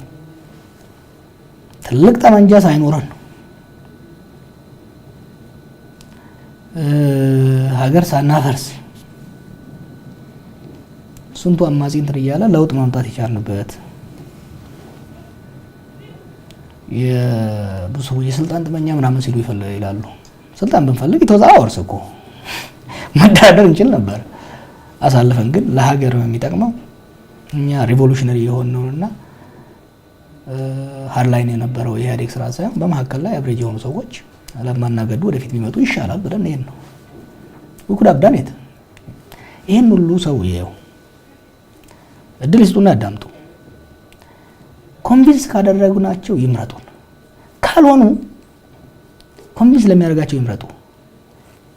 ከመምረጥና ከመምረጥ ግን አትቆጠቡ ነው የምላቸው። የኛን ባላንጣ መረጠ እኛን መረጠ ዳዝም ማተር። እዚህ ሀገር ውስጥ መንግስት በህዝብ እንዲመረጥ ህዝባዊ መንግስት ማለት በህዝብ የተመረጠ መንግስት ነው። በሺዎች መስዋዕትነት አድርገዋል። በሺዎች ፋይናሊ ይሄን እድል አግኝተናል። አንደኛ ለመምረጥና ለመመረጥ ተዘጋጁ። ዳዝም ማተሮች ፓርቲ ሪሊ እኔ ትልቁ የኔ ኢንትረስት ፕሮሰሱ ነው። የዚህ ሀገር ዜጎች መንግስት ለመጀመሪያ ጊዜ መምረጥ መቻል አለባቸው። ማንንም ይምረጡ። ቅድም እንዳልኩ አልቲሜትሊ መስከረም ላይ የአንድ ፓርቲ መንግስት አይኖርም፣ አዲስ መንግስት ይኖራል። ይሄንን ሰዎች ማወቅ አለባቸው። አዲስ መንግስት ነው የሚኖረው። ያ መንግስት ግን ከዚህ በፊት እንደምናውቀው እንደ ኃይለ ሥላሴ እንደ ደርግ እንደነመለስ ዘመን በአንድ ግለሰብ ፈላጭ ቆራጭነት በአንድ ፓርቲ አይኖርም። እሱ አልቋል። እሱ ከእንግዲህ ኢትዮጵያስ ፖለቲክስ will be a politics of compromise።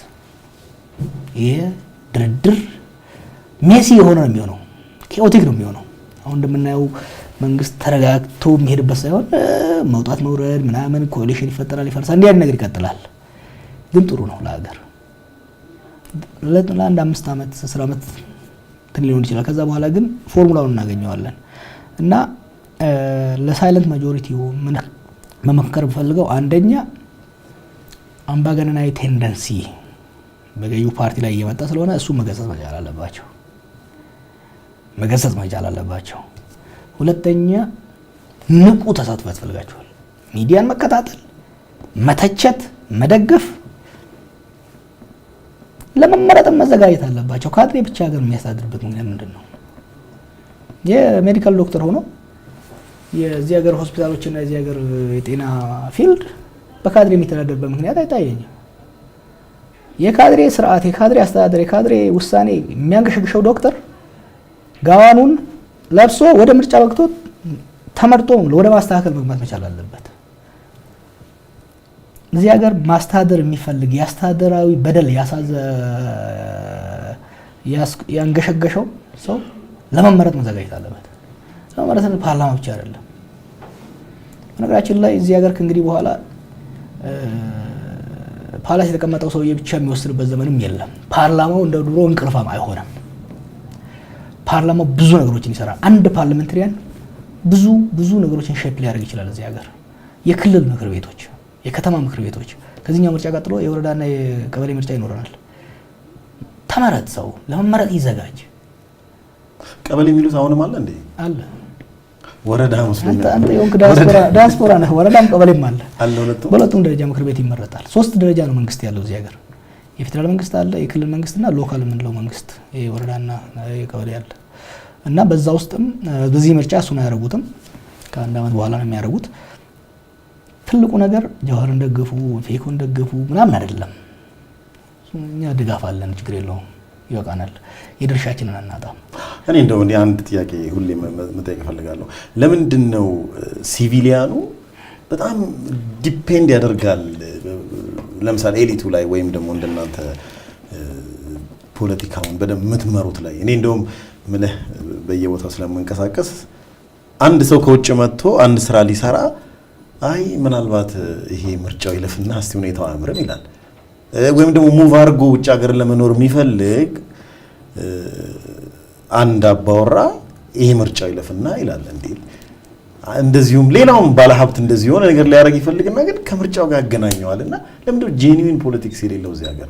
ለምንድነው በጣም ቅድም ብለኸኛል፣ አንዳንድ ጊዜ አጀንዳ ሴት እናደርጋለን ይባላል። በገዢውም ደግሞ ምናልባት ያደርጉ ይሆናል። ሌላውም እንደያቅሙ አጀንዳ ምንድነው? ከአጀንዳ ወተን ለምንድነው ጄኒዊን ፖለቲክስ የማይደረገው? ለምንድነው እኛ ኢንቮልቭ ግዴታ መሆን ያለብን?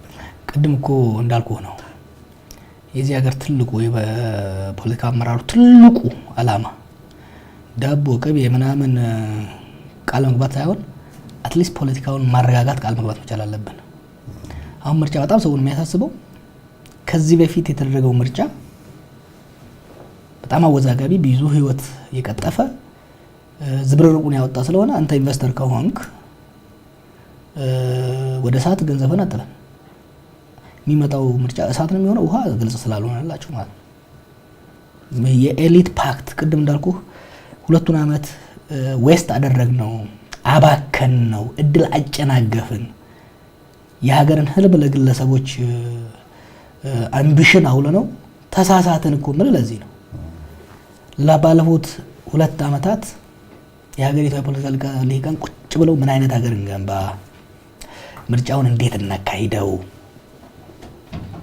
ሩል ኦፍ ዘ ጌም ላይ ውይይትና ድርድር ስምምነት ቢደረግ ኖሮ ዛሬ የምትለው ስጋት የለም። ስጋቱ የሚመጣው ምርጫው እንዴት ይካሄድ፣ መቼ ይካሄድ፣ ውጤቱ እንዴት ይምጣ የሚለው ላይ መተማመን አልተፈጠረም። መተማመን ደግሞ ከመደራደርና ከመወያየት ነው የሚመጣው እና አሁን የምትለው የኤሊቱ ፍራቻ የህዝቡ ፍራቻ ከዛ ጋር ነው የሚመጣው። ከዚሁ ጋር ተያይዞ ምንም እንኳን ፖለቲካ ቢረጋጋም የፖለቲካ ኤሊቱ በማሱ ላይ ጫና ይኖረዋል። እንግዲህ ማህበረሰብ በ3 ደረጃ ይደራጃል። ፖለቲካል ኮሚኒቲ የምንለው አለ፣ በፖለቲካ ደረጃ ያለ ሶሻል ሲቪክ ሶሳይቲ የምንለው የተለያዩ ዩኤንጂኦዎች፣ የሃይማኖት ተቋማት፣ የባህል ተቋማት 3 የተደራጀ አለ። 3ኛ ማሰብ የምንለው ህዝብ አለ። እነዚህ 3ቱ ሌየሮች ናቸው ኢንተራክት እያደረጉ ሀገርን ወደፊት የሚያራምዱት። የፖለቲካ ኤሊቱ በጣም አሁን የቢዝነስ ኮሚኒቲው በሲቪክ ሶሳይቲ ውስጥ ነው ያለው። ስለዚህ የፖለቲካ ኤሊቱ ውስጥ የሚመጣው ምስቅልቅልነት ቅድም ያልኩ እኮ ነው። ብዙ ጊዜ ሰዎች የውሸት ቃል ነው የሚገቡት። ኢኮኖሚውን እንዲናረጋዋለን እንዳናን ሀገሪቷ እንድትመጻደቅ እናረጋለን። ሰቦል ውሸት ነው። የፖለቲካ ኮሚኒቲው መረጋጋት ካልቻለ ሩል ኦፍ ዘ ጌም ነው የምንጫወቻ ህግጋቱ ላይ የመጫወቻ ህግጋቱና አካሄዱ ላይ ስምምነትና መተማመን እስካልመጣ ድረስ የቢዝነስ ኮሚኒቲውን ትረብሸዋለህ፣ የህዝቡን ትረብሸዋለህ። አሁን ሰሞኑን የሚካሄደውን ነገር ወሰደው። የገዢው ፓርቲዎች የቢዝነስ ኮሚኒቲውን ገንዘብ እያስከፈሉ ነው። ገንዘብ ያስከፍላሉ፣ እያሰባሰቡ ነው፣ ገቢ እየሰበሰቡ ነው።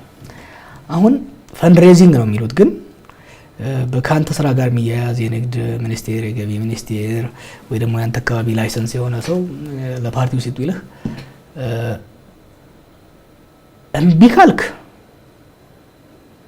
ምን እንደሚመጣበት አታውቅም። በተለይ ያ ፓርቲ ቀጥሎ የሚያሸንፍ ከሆነ ፓርቲውን ላደገፍ ትችላለህ፣ ግን ቢዝነስ ላይ ኢምፓክት ስለሚኖረው አሳልፈህ የምትሰጥበት ቮለንተሪ ነው። ፈንድሬዚንግ ለፖለቲካ ኮንትሪቢዩሽን ቮለንተሪ ነበር መሆን ያለበት። አሁን ይሄ ግን ቮለንተሪ ነው፣ ኤክስቶርሽን ነው። ይሄ ሁሉ የሚመጣው የፖለቲካ ኤሊቱ ተስማምቶ እንዴት ነው የፖለቲካል ፋይናንሲንግ ካምፔን ፋይናንሲንግ ምንለው እንዴት ነው የሚደረገው፣ በጽሁፍ ብቻ ሳይሆን ኮሚትድ በሆነ መልኩ ቢደረግና መግባባት ቢመጣ ኖሮ አሁንም በንግዱ ማህበረሰብ ላይ ያለው በጣም ትልቅ ጫና የንግዱ ማህበረሰብ አሁን ለገዢው ፓርቲ ስለሚፈራ ከባንክ ሁሉ ተበድሮ የሚሰጣል። ህጉ ምን ይላል? ግን ህጉማ ቮለንተሪ ነው መሆን ያለበት።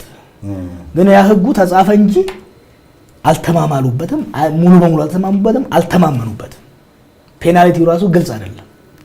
ከዚህ አንፃር እንዲህ አይነት የካምፔን ፋይናንሲንግ ኢሹ፣ የንግዱ ማህበረሰብ ሚና፣ የሴኩሪቲ ሴክተሩ ሚና፣ የሃይማኖት ተቋማት ሚና ላይ እነዚህ በሙሉ አንዳንድ ቦታ ናሽናል ዳያሎግ ይላቸዋል፣ ብሔራዊ ውይይት ይባል ነገር አለ። እሱ ካለመደረጉ የተነሳ የፖለቲካ ማዕከል ሊቃኑ ሽኩቻ በንግዱ ማህበረሰብ ላይ በጣም ዲተርመንታል የሆነ ጫና አለው። ከዛም አልፎ በተለያየ የማህበረሰብ ክፍል ላይ ይኖረዋል ማለት ነው። እንግዲህ ከብዙ አካላቶች ጋር ያገናኘዋል አንተ። እንግዲህ ሶሪ ይሄንን ስል ግን ከብዛት ከጥፋት ኃይሎች ጋር ነው አንተ የሚያገናኘው። ብዙ ጊዜ የሆነ ጥፋት ሲሆን ይሄ ጀዋር እጅ የሚባል ነገር አለ። ቅድም ብለኸኛል። እንግዲህ ያንን እንትን ለማለት አዳምጡኝ፣ ድሮ የሰራሁትን ተመልከቱ ብለሃል። ግን ዋነኛው ግን ከህወሓት ጋር ነው የሚያገናኘው። እንደውም በጣም ቅርብ ጊዜ አንደኛው እንግዲህ የኦፌኮ አባል የሆኑት ያንተ የስራ ባልደረባክ ህወሓት ባለውለታችን ነው የሚል ንግግር ተናግረዋልና ይሄ በጣም የሚጋጭ ነው። ብዙ ሰውንም አስቆጥቷል። እውነት ነው? ማን ነው እንደዛ ያለው? እንግዲህ ሪካርድ ላይ ስላለ እንደዛ ብለዋል። አልሰማሁትም። እኔ ከህወሓት ጋር አንዳንዴ ይገርመኛል። የዛሬ 3 ዓመት ህወሓት ዶክመንተሪ የተሰራብኝ ነበረ። ትዝ ይላል። እና ኃይለማርያም ገንዘብ ከግብጽ በጆንያ ወስዶ ምናምን እያሉ በሽብር ተከስሼ ምናምን። ከዛ ደግሞ አሁን ተገልብጦ የህወሓት ጀለስ ምክንያቱም ምናልባት ቋሚ ወዳጅ ከህወሓት ጋር ምንም እኮ ድብብቅ የለም። ከህወሓት ጋር ህወሓትና የኦሮሞ ህዝብ ህወሓትና የኦሮሞ ታጋዮች ጠላት ነበር። ይህ ነው የማይባል ሰቆቃ ደርሶብናል። በህወሓት ኢህአዴግ አስተዳደር ታግለናል፣ አሸንፈናቸዋል። ከዛ ተደራድረን ጎልደን ፓራሹት ወስደው እኛ ፍትህ ላለመጠየቅ ማለትም የዘረፉትን ላለማስመለስ፣ ለገደሉት ላለመቅጣት፣ እነሱ ደግሞ የባሰ የደም መፋሰስ ሳይመጣ ስልጣን ለመልቀቅ ሌላ ሀገር ስለተማር ነው we sacrifice justice for peaceful transition። ይሄ ሚስጥር አይደለም፣ ሀገርን ይጠቅማል ብለን ያደረግነው ነው። ከህወሓት ጋር አሁን ያለፈው አልፏል ብለን ስለተው ነው የጠላትነት ግንኙነትም የለንም፣ ወዳጅነትም የለንም። ቅድም እንዳልኩ በተለይ በግል ደረጃ እኔ ፖለቲካን ፐርሰናላይዝ አላደረገውም። ስልጣን ለቀዋል። ትላንትና የሚተጣለ ነው ትግሬ ስለሆኑ አይደለም። ትላንትናም ከህወሓት ጋር ትግል ውስጥ የገባ ነው ቀያችን መጥተው ስለጨቆኑን፣ ስለዘረፉን፣ ስላሰሩን፣ ስለገደሉን ነው። ስልጣን ለቀው እየገደሉን አይደለም፣ እያሰሩን አይደለም፣ ስልጣን ለቀው ሄደዋል። ለሀገርና ለህዝባችን ይጠቅማል ያልነው በቀል አለመከተል፣ ሬዲስትሪቢዩሽን አለመጠየቅ ተወያይተን በምሁራን ደረጃ የተወሰነ ጉዳይ ነው። ስለዚህ ህወሓትን እንደ ለኛ ጠላት ለኔ ለኦሮሞ ህዝብ ዛሬ ጠላት ናቸው አይደለም፣ ወዳጅም ናቸው አይደለም። ታሪክ አለን፣ ያልተወራረደ ሂሳብ አለ። ዛሬ ደግሞ ይጠቅሙናል የሚል ግምትም የለኝም። እኔ ለምን እና አብይ ራሱ ለምን ከነሱ ጋር ከሰላንታ ውስጥ እንደሚገቡ አይገባኝም። እነሱም ደግሞ በሰላም እድለኛ ናቸው። ሳይንኮታኮቱ ስልጣን ለቀው ክልላቸው ላይ ገብተዋል። ከዛ በኋላ የሚያደርጉት መንጠራራትም ጠቃሚ ነው ብዬ አላስብም። በግለሰብ ደረጃ ህወሓቶችን ልክ እንደ ማንኛውም የፖለቲካ ድርጅት ነው የማያቸው። በግለሰብ ደረጃ ቂም የለኝም ነው የምትለው? በግለሰብ ደረጃ ቂም የለኝም፣ ግን እንደው ተደጋግሞ የሚባል ነገር አለ። ጠቅላይ ሚኒስትር አብይ ትጠላቸዋል በግለሰብ ደረጃ? ምክንያቱም ተደጋግመህ እሳቸው ላይ ሂስ ታቀርባለህ። ያንተን ተርሶ ነው ሰው የግል ጥላቻ አለው ይባላል።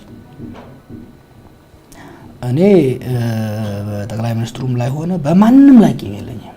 ግን እንዳልኩ እኔ ፖለቲካ መርጬ ነው የገባሁት። ሳደርገው ግን ለራሴ ሳይሆን ለህዝብ ይጠቅማል የምለውን ባለኝ እውቀት ፈጣሪ ከዛ በጣም ሪሞት ከሆነች ቀበሌ አንስቶ አይቪ ሊግ ትምህርት ቤቶች ሲያስተምረኝ ዓለምን ሲያዞረኝ ሜይቢ ለዛ ህዝብ አንድ ነገር አድርጋለሁ ብዬ ነው የገባሁበት። ስለዚህ በግለሰብ ደረጃ ከማንም ጋር በግለሰብ ደረጃ ለምሳሌ ሊገለኝ የሚፈልግ ሰው በግለሰብ ደረጃ ነው ሊገለኝ የሚፈልገው የሚል ግምት የለኝም። የፖለቲካ ሽኩቻ ነው። የእሱን የፖለቲካ ዓላማና ፍላጎትና አምቢሽን ስለምጋረጥበት ሊያስወግደኝ ይፈልጋል። ፖለቲካል ዲሲዥን ነው እንጂ ፐርሰናል ነው ብዬ አላስብም። ከጠቅላይ ሚኒስትሩ ጋር ተዋውቀናል። ኢዝ ቬሪ ፍሬንድሊ ጋይ። የእሱን ማስተሳሰብ የእሱን አመለካከት ገና ስልጣን ሳይዝ ነው የተቃወምኩት። በዛ ጊዜ ሌሎች በውሳኔ ውስጥ የነበሩ ሰዎች ከኔ የተለየ አቋም ስለነበራቸው ተሸንፍ ያለው ስልጣን ይዟል። ከያዘ በኋላ ቆይ እንደግፈው እና እኔ ብዬ ሞክሬያለሁ። የፈራሁት ነው የሆነው። መጀመሪያ ስልጣን ሳይዝ የተቃወምኩበት ምክንያቶች አንድ በአንድ መጡ። እንደ አንድ መሪውን እንደጨበጠ ግለሰብ እኔ ብዙ ጊዜ የተተቸውበት እሱ መሪ ነው የያዘው፣ እኛ ረዳቶች ነን መሆን ያለብን የሚል ግምት ነበር። መሪውን ይዞ ትክክለኛ መንገድ ላይ እየረዳ አይደለም። ይቺ ሀገርና ህዝባችን ያለውን እድል እያጨናገፈብን ነው። መጀመሪያም ሊመራ አይችልም የሚል ግምት ነበረኝ። ባለፈው 2 ዓመት ውስጥ ይቺ ሀገር የምትፈልገውን አመራር አልሰጠም የሚል ኮንክሉድ አድርጌ ከመጀመሪያ ከተቃዋሚነት ወደ ደጋፊነት ወደ ተቺነት አሁን ወደ ተቃዋሚነት ገብቻለሁ። ፖለቲካል ነው በግለሰብ ደረጃ ምንም አይነት ኢንፋክት እንዳልኩ በጣም ፍሬንድሊ የሆነ ግንኙነት ያለን ከዛ ያ በፖለቲካ እንስማማም እና ህወሓትም ጋር ስንመለስ የሚነሳ ነገር አለ። ሁለት የተምታታ ነገር አለ። አንደኛው ትናንትና ጠላት ስለሆኑ ዛሬም ለጠላት እንቀጥቅጣቸው የሚል ነው። አይ ዶንት ቢሊቭ ኢን ኢት። ትጣላለህ። ለምሳሌ በልጅነት የማውቀው ነገር ነው እንዳልኩ አብዛኛው እኔ የመለካው በልጅነት ኢንፊውዝ የተደረገ ነው። ትግል ትያያዛለህ፣ ትጥለዋለህ። እዛ ላይ ቁጭ ብለህ በቦክስ መደለቅ አለብህ እንዴ? እስኪሞት ድረስ ጣልከው በቃ መሄድ መቻል አለብህ። እኛና ህወሓት እኔና ህወሓት በግልጽ ታገልን። የሚችሉትን በሙሉ በፕሮፓጋንዳም በኃይልም እዛ እስካለው ድረስ ኢሊሚኔት እስከማድረግ ሙከራ አድርገዋል። መጨረሻ ላይ እኔም ቄሮም ሌላውም ህዝብ አሸነፈ ነው። በቃ ተሸነፉ። እነሱ መንፈራገጥ አልነበረባቸው። አሸናፊውም ወገን ምናልባት ከህወሓት ጋር ግብግቡስ የሚገቡት ከነሱ ወር ያልታገሉ በአዲስ እንታገላቸው የወደቀን እዛ ላይ መደብደብ አያስፈልግም። እነሱም ቢሆን መንፈራገጥ አልነበረባቸውም። አንዱ ሀሳብ እሱ ነው። ሁለተኛው ህወሓቶች ፌዴራሊስቶች ስለሆኑ ተመሳሳይ አመለካከት ስላለን አብረን እንስራ የሚለው ነው። አይ ዶንት ቢሊቭ ኢን ኢት። ህወሓቶች 27 ዓመት ፌዴራሊዝም እዚህ ሀገር ስላለ እንዳይውል ያጨናገፉ ኃይሎች ናቸው። አሁንም ቢሆን ከአብይ ጋር ካላቸው የስልጣን ሽኩቻ እና ትላንትና አብሮ ሲያጠፉ የነበሩትን ሂሳብ የማወራረድ ግብግብ የአብይና የህወሓት ግብግብ የፕሪንሲፕል ግብግብ አይደለም። እነሱ ፌዴራሊስት ስለሆኑ እሱ ዩኒታሪስት ስለሆነ አይደለም። ትላንት እነሱ ይልኩት ነበረ፣ ዛሬ እሱ ሊልካቸው ይፈልጋል። እንዲህ አይነት ግብግብ ነው። እዚህ አይነት ግብግብ ውስጥ ጣልቃ መግባት አልፈልግም። መጀመሪያ እንደመጣው ሰላም እንዲፈጠር እንዲወያዩ እሱንም እነሱንም ሳናግር ነበረ። መጨረሻ ላይ ግብግብ ሲመርጡ ዛሬ እኔ አሁን የፖለቲካል ድርጅቶችን የምመክረው የነሱ የፖለቲካ ሽኩቻ አይደለም። ተራ የሆነ የሂሳብ ማወራረድ ትላንትና አለቃው ነበሩ፣ ዛሬ አለቃቸው መሆን ይፈልጋል። እነሱ ደግሞ ትላንትና ጆሮ ይዘው ነው ያሳደግነው ሰውዬ ዛሬ እንላክለትም ይላሉ። ዴዝ ኖ ፖለቲክስ። ይሄ የፋራ ፖለቲካ ነው በሁለቱ መካከል ያለው። ሴኩሪቲውን ደግሞ ወደዛ ስላስገቡት እኛ ሲቪል የሆነ ፖለቲካ ማራመድ እንፈልጋለን። በእነሱና በአይን መካከል ያለውን ፐርሰናላይዝድ የሆነ የፖለቲካ ሽኩቻ ውስጥ ገብተን መያዝ አንፈልግም። ስለዚህ ከህወሓቶች ጋር አጋርም አይደለንም፣ ጠላትም አይደለንም። ከተጋበዝን በሁለቱ ሳይድ በሁለቱም በሽምግልና ልንገባ እንችላለን፣ ልናቀራረብ እንሞክራለን። ከዛ በተረፈ ግን ከአብይም ጋር ተደርበን እነሱ ላይ ጦርነት አናውጅም፣ ከነሱም ጋር ተደርበን አብይ ላይ ጦርነት አናውጅም። ኦኬ፣ ብዙ ሄደህበታል በዚህ ጉዳይ ላይ። አሁን ኦኤምኤን በአቶ ግርማ ጉተማ እንዲመራ ያደርጋል። ባለቤትነቱ የማን ነው? እንግዲህ ውጭ ሀገር እያለን ኤንጂኦ ነበር፣ ነን ፕሮፊት ነበር። እዚህ ስንመጣ ያው እዚህ ገንዘብ ተዋጣ በህዝብ። እንደምታውቀው እዚህ ሀገር ሚዲያ ኮሜርሻል ወይ የመንግስት ነው ያለው እና በሼር በሼር ተይዞ ሰራተኞቹም አሁን ተሰጥቷቸው እዛ ውስጥ ያሉ ሰራተኞችም ሼር እየተሰጣቸው ነው። በዛ ላይ ነው በሼር። ከዛ እንግዲህ ፕሮባብሊ ከምርጫው በኋላ ይመስለኛል ወደ መጀመሪያ አሁኑ ሼር የፐብሊክ ለማድረግ ነበረ፣ ጊዜ አልበቃም። ወደ ፐብሊክ ሼር ይሄዳል። ሼር ካምፓኒ ነው የሚሆነው። እንግዲህ ደግሞ 2 ወር አካባቢ ሆነ መሰለኝ አሜሪካ፣ ሰሜን አሜሪካ ሄደ ነበርና ለምርጫ እንደምትወዳደር ከይፋ ካረክ በኋላ ገንዘብ መዋጮው በጣም ተዋጥቶልሃል። አንደኛ ይሄ ገንዘብ ታግዶበታል ምናምን የሚባል ሰፊ ዘገባ አለ። ሁለተኛው ነገር ደግሞ ያ ገንዘብ የእውነት ከተሰብስቦ እጃችሁ ላይ ከገባ ያንተ የኦፌኮ ፓርቲ ነው ወይንስ የኦኤምኤን ነው? ነው የፓርቲ አይደለም፣ እሱ የኦኤምኤን ፈንድሬዚንግ ነው የሰራ ነው። ያንን ያደረግንበት ያው ወደ ፓርቲ ስለመገባ ከኦኤምኤን ስለመለቅ ኦኤምኤንን አትሊስት በአንድ ጥሩ ፋይናንሻል ፉቲንግ መተውን የፈለኩት።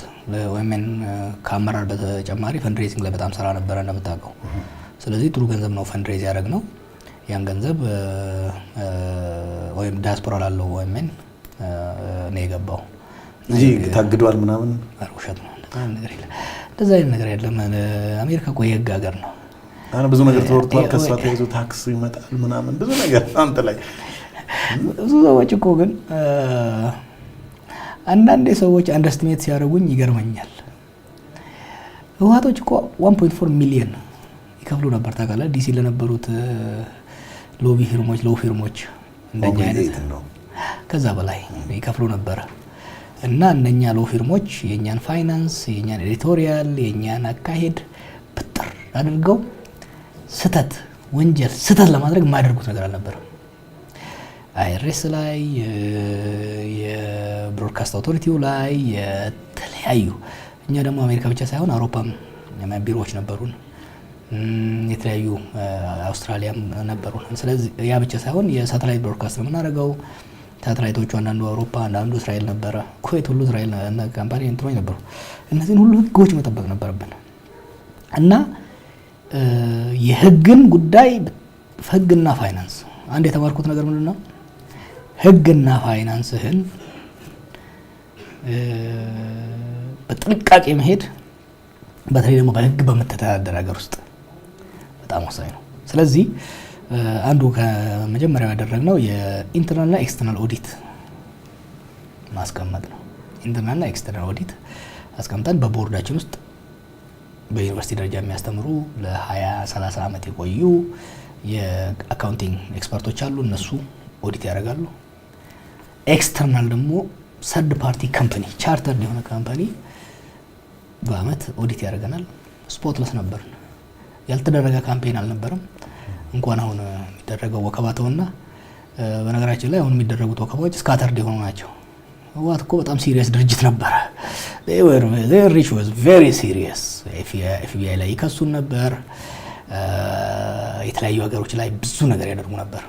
ኤዲቶሪያላችን ወደ አረብኛ፣ ወደ ብሮድካስታችን ወደ እንግሊዝኛ፣ ፈረንሳይኛ፣ ወደ ስንት ቋንቋ ይተረጎም ነበረ የኤቲካል ቫዮሌሽን እና ሌጋል ቫዮሌሽንን ለማግኘት ያኔ ሰዋችን እየጨረሱ ራሱ ለኩድን ጌራስ ዛሬማ አይታሰብም።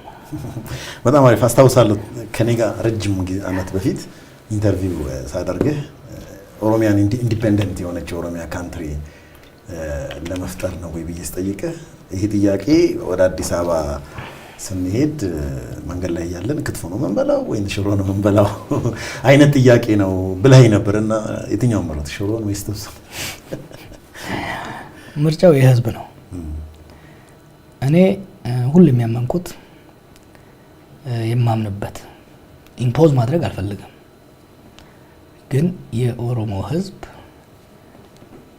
እውነተኛ ዲሞክራሲ ያለበት እውነተኛ ፌዴራሊዝም ያለበት በራሱ ላይ ራሱን አስተዳድሮ ማለት ማንነቱን የሚያሳድግበት ፈጣሪ በሰጠው ኢኮኖሚ ላይ ባለቤት ሆኖ የባይ ተመልካች የማይሆንበት ራሱ በመረጠው መንግስት ማለት የህዝብ እንደራሴዎች የሚተዳደርበት ራሱን በፉል አውቶኖሚ የሚያስተዳድርበት ክልል በፌዴራል ደረጃ ደግሞ እንደ አስተዋጽኦ ስልጣንና ሀብትን የሚቋደስበት ፌዴራላዊ ዲሞክራሲያዊ ኢትዮጵያ ለኦሮሞ ህዝብ ትጠቅማለች ባይ ነኝ። ይሄ ስርዓት ለኦሮሞ ህዝብም ለሁሉም ህዝብ ይጠቅማል ባይ ነኝ። አህዳዊ አሰራርም መገነጣጠሉም ጠቃሚ ነው የሚል ግምት የለኝም። ይሄንን ደግሞ በህዝብ ውስጥም ስላደኩ በዓለም ላይ ሄጄ ሁሉንም አይቼዋለሁ። አህዳዊ ሞካከርንም አይቼዋለሁ። ኢንዲፔንደንት ሙቭመንቶችንም አይቻቸዋለሁ። የሚጠቅመው ለኦሮሞ ህዝብም ለማንኛውም ህዝብ የሚሆነው ዲሞክራሲያዊ ፌዴራላዊ ስርዓት። የኦሮሞ ህዝብ ጥያቄ 3 ነው ብዬ ነው የማስበው ከዴይ ዚሮ። አንዱ ማንነቱ ሲጨቆን ስለነበረ ማንነቱ ከጭቆና መውጣት ነው። ማንነት ስንል 3 ኤሌመንቶች አሉት።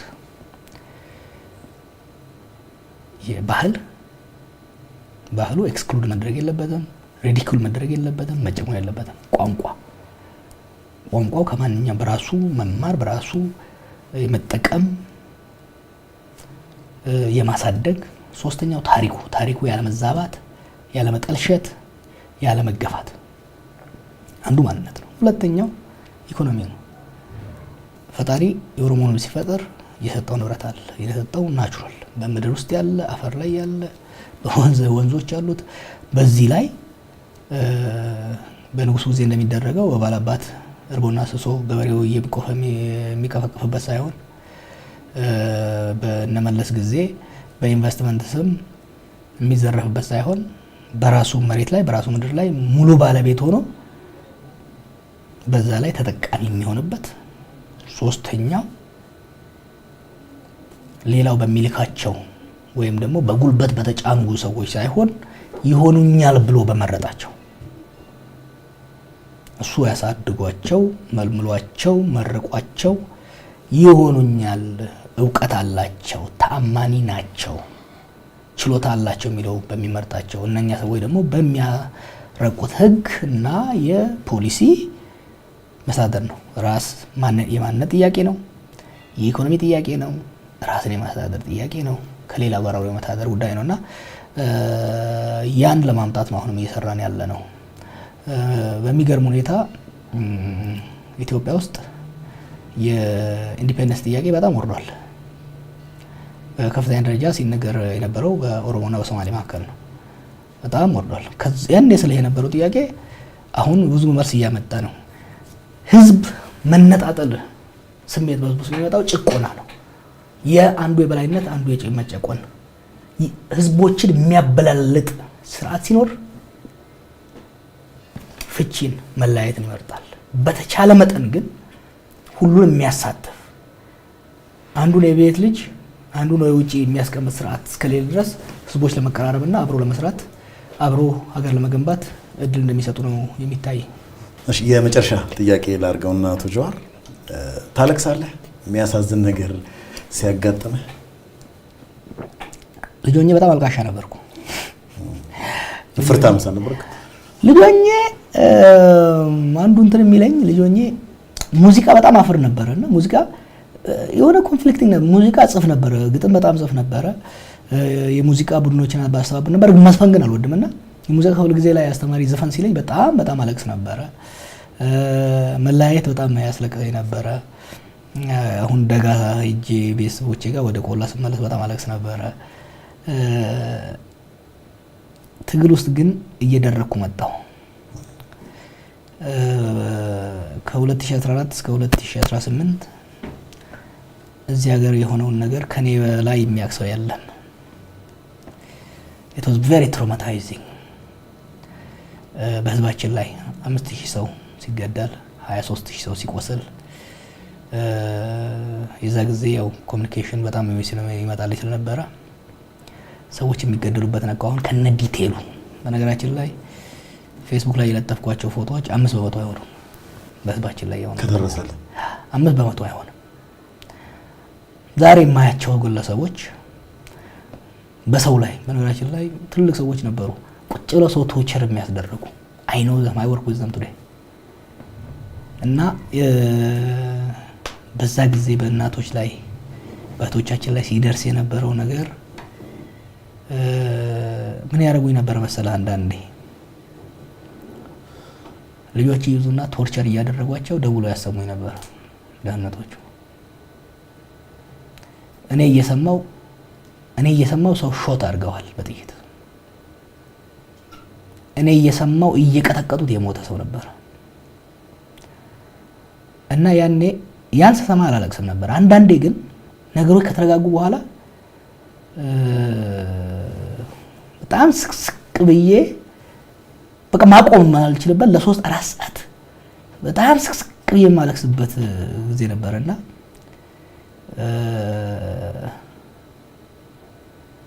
ባለቤቴና ጫላ ቡልቱሜ የሚባል ዘፋኝ ነበር ይሄን የሚያውቀው። እሱ እዛ ጊዜ ያን ትግል በጣም በሙዚቃ ሲያቀጣጥፍ ነበር። የሚረዳኝ ስለሚመስለኝ በጣም ሲከፋኝና መቋቋም ሲያቅተኝ ደውለት ነበር ሳውዝ አፍሪካ። እና የዛ ጊዜ ስትሬንጅ የሆነው ክስተቱ ሲፈጸም ምንም አይሰማኝም ነበር። ለምሳሌ ልጆቹን ቶርቸር እያደረጉ ይደውሉልኛል የደህንነት ሰዎች።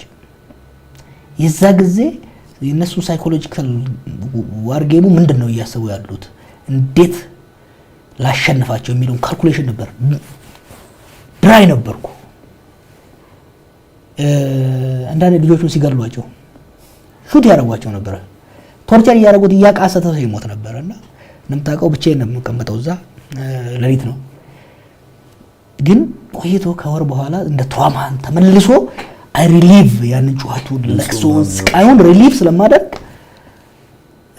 ቁጭ ብዬ ሰው መካከል አንዳንዴ በቃ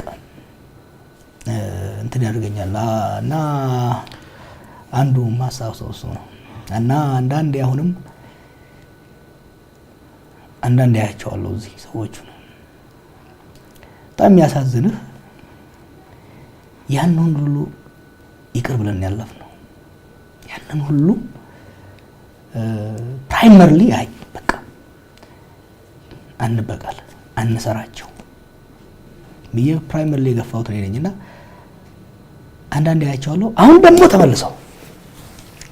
ተመልሰው እንደዛ አይነት ስርዓትን አድቮኬት ሲያደርጉ ደግሞ አያቸዋለሁ። ሚዲያ ላይ አያቸዋለሁ እንደዛው ሰዎች እና ሜይቢ እኔ ተሳስቼ ይሆን ይቅር ማለት በዛ ጊዜ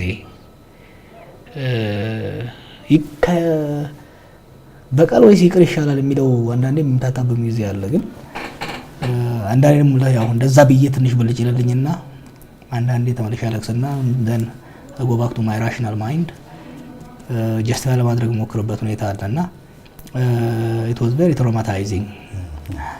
በጣም አሪፍ እንግዲህ ጥያቄዎቻችን ይሄን ይመስሉ ነበር። በጣም ረጅም ነበረ።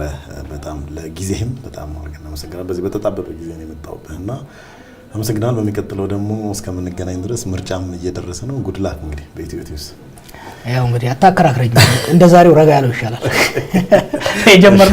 የጀመርነው የዛሬ 6-7 ዓመት በክርክር ነው። ትልቁ ነገር በርቱ። የኢትዮቲውቦች ሲግኒፊካንት ኮንትሪቢዩሽን አድርጋችኋል ለዚህ ሀገር።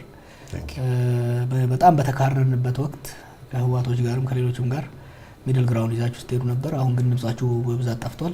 ድምጻችሁን ከፍ አድርጉት። በተለይ ለዚህ ምርጫ ሞዴሬት ቮይስ ስለሚያስፈልገን ቴንክ ዩ አቶ ጀዋር።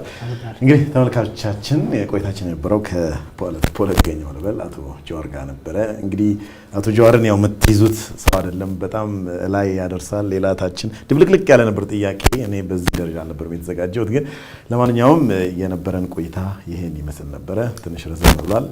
እጅግ በጣም ይቅርታ እንጠይቃለን። ለዛሬው እናመሰግናለን። ኢትዮቲዩብ ከአዲስ አበባ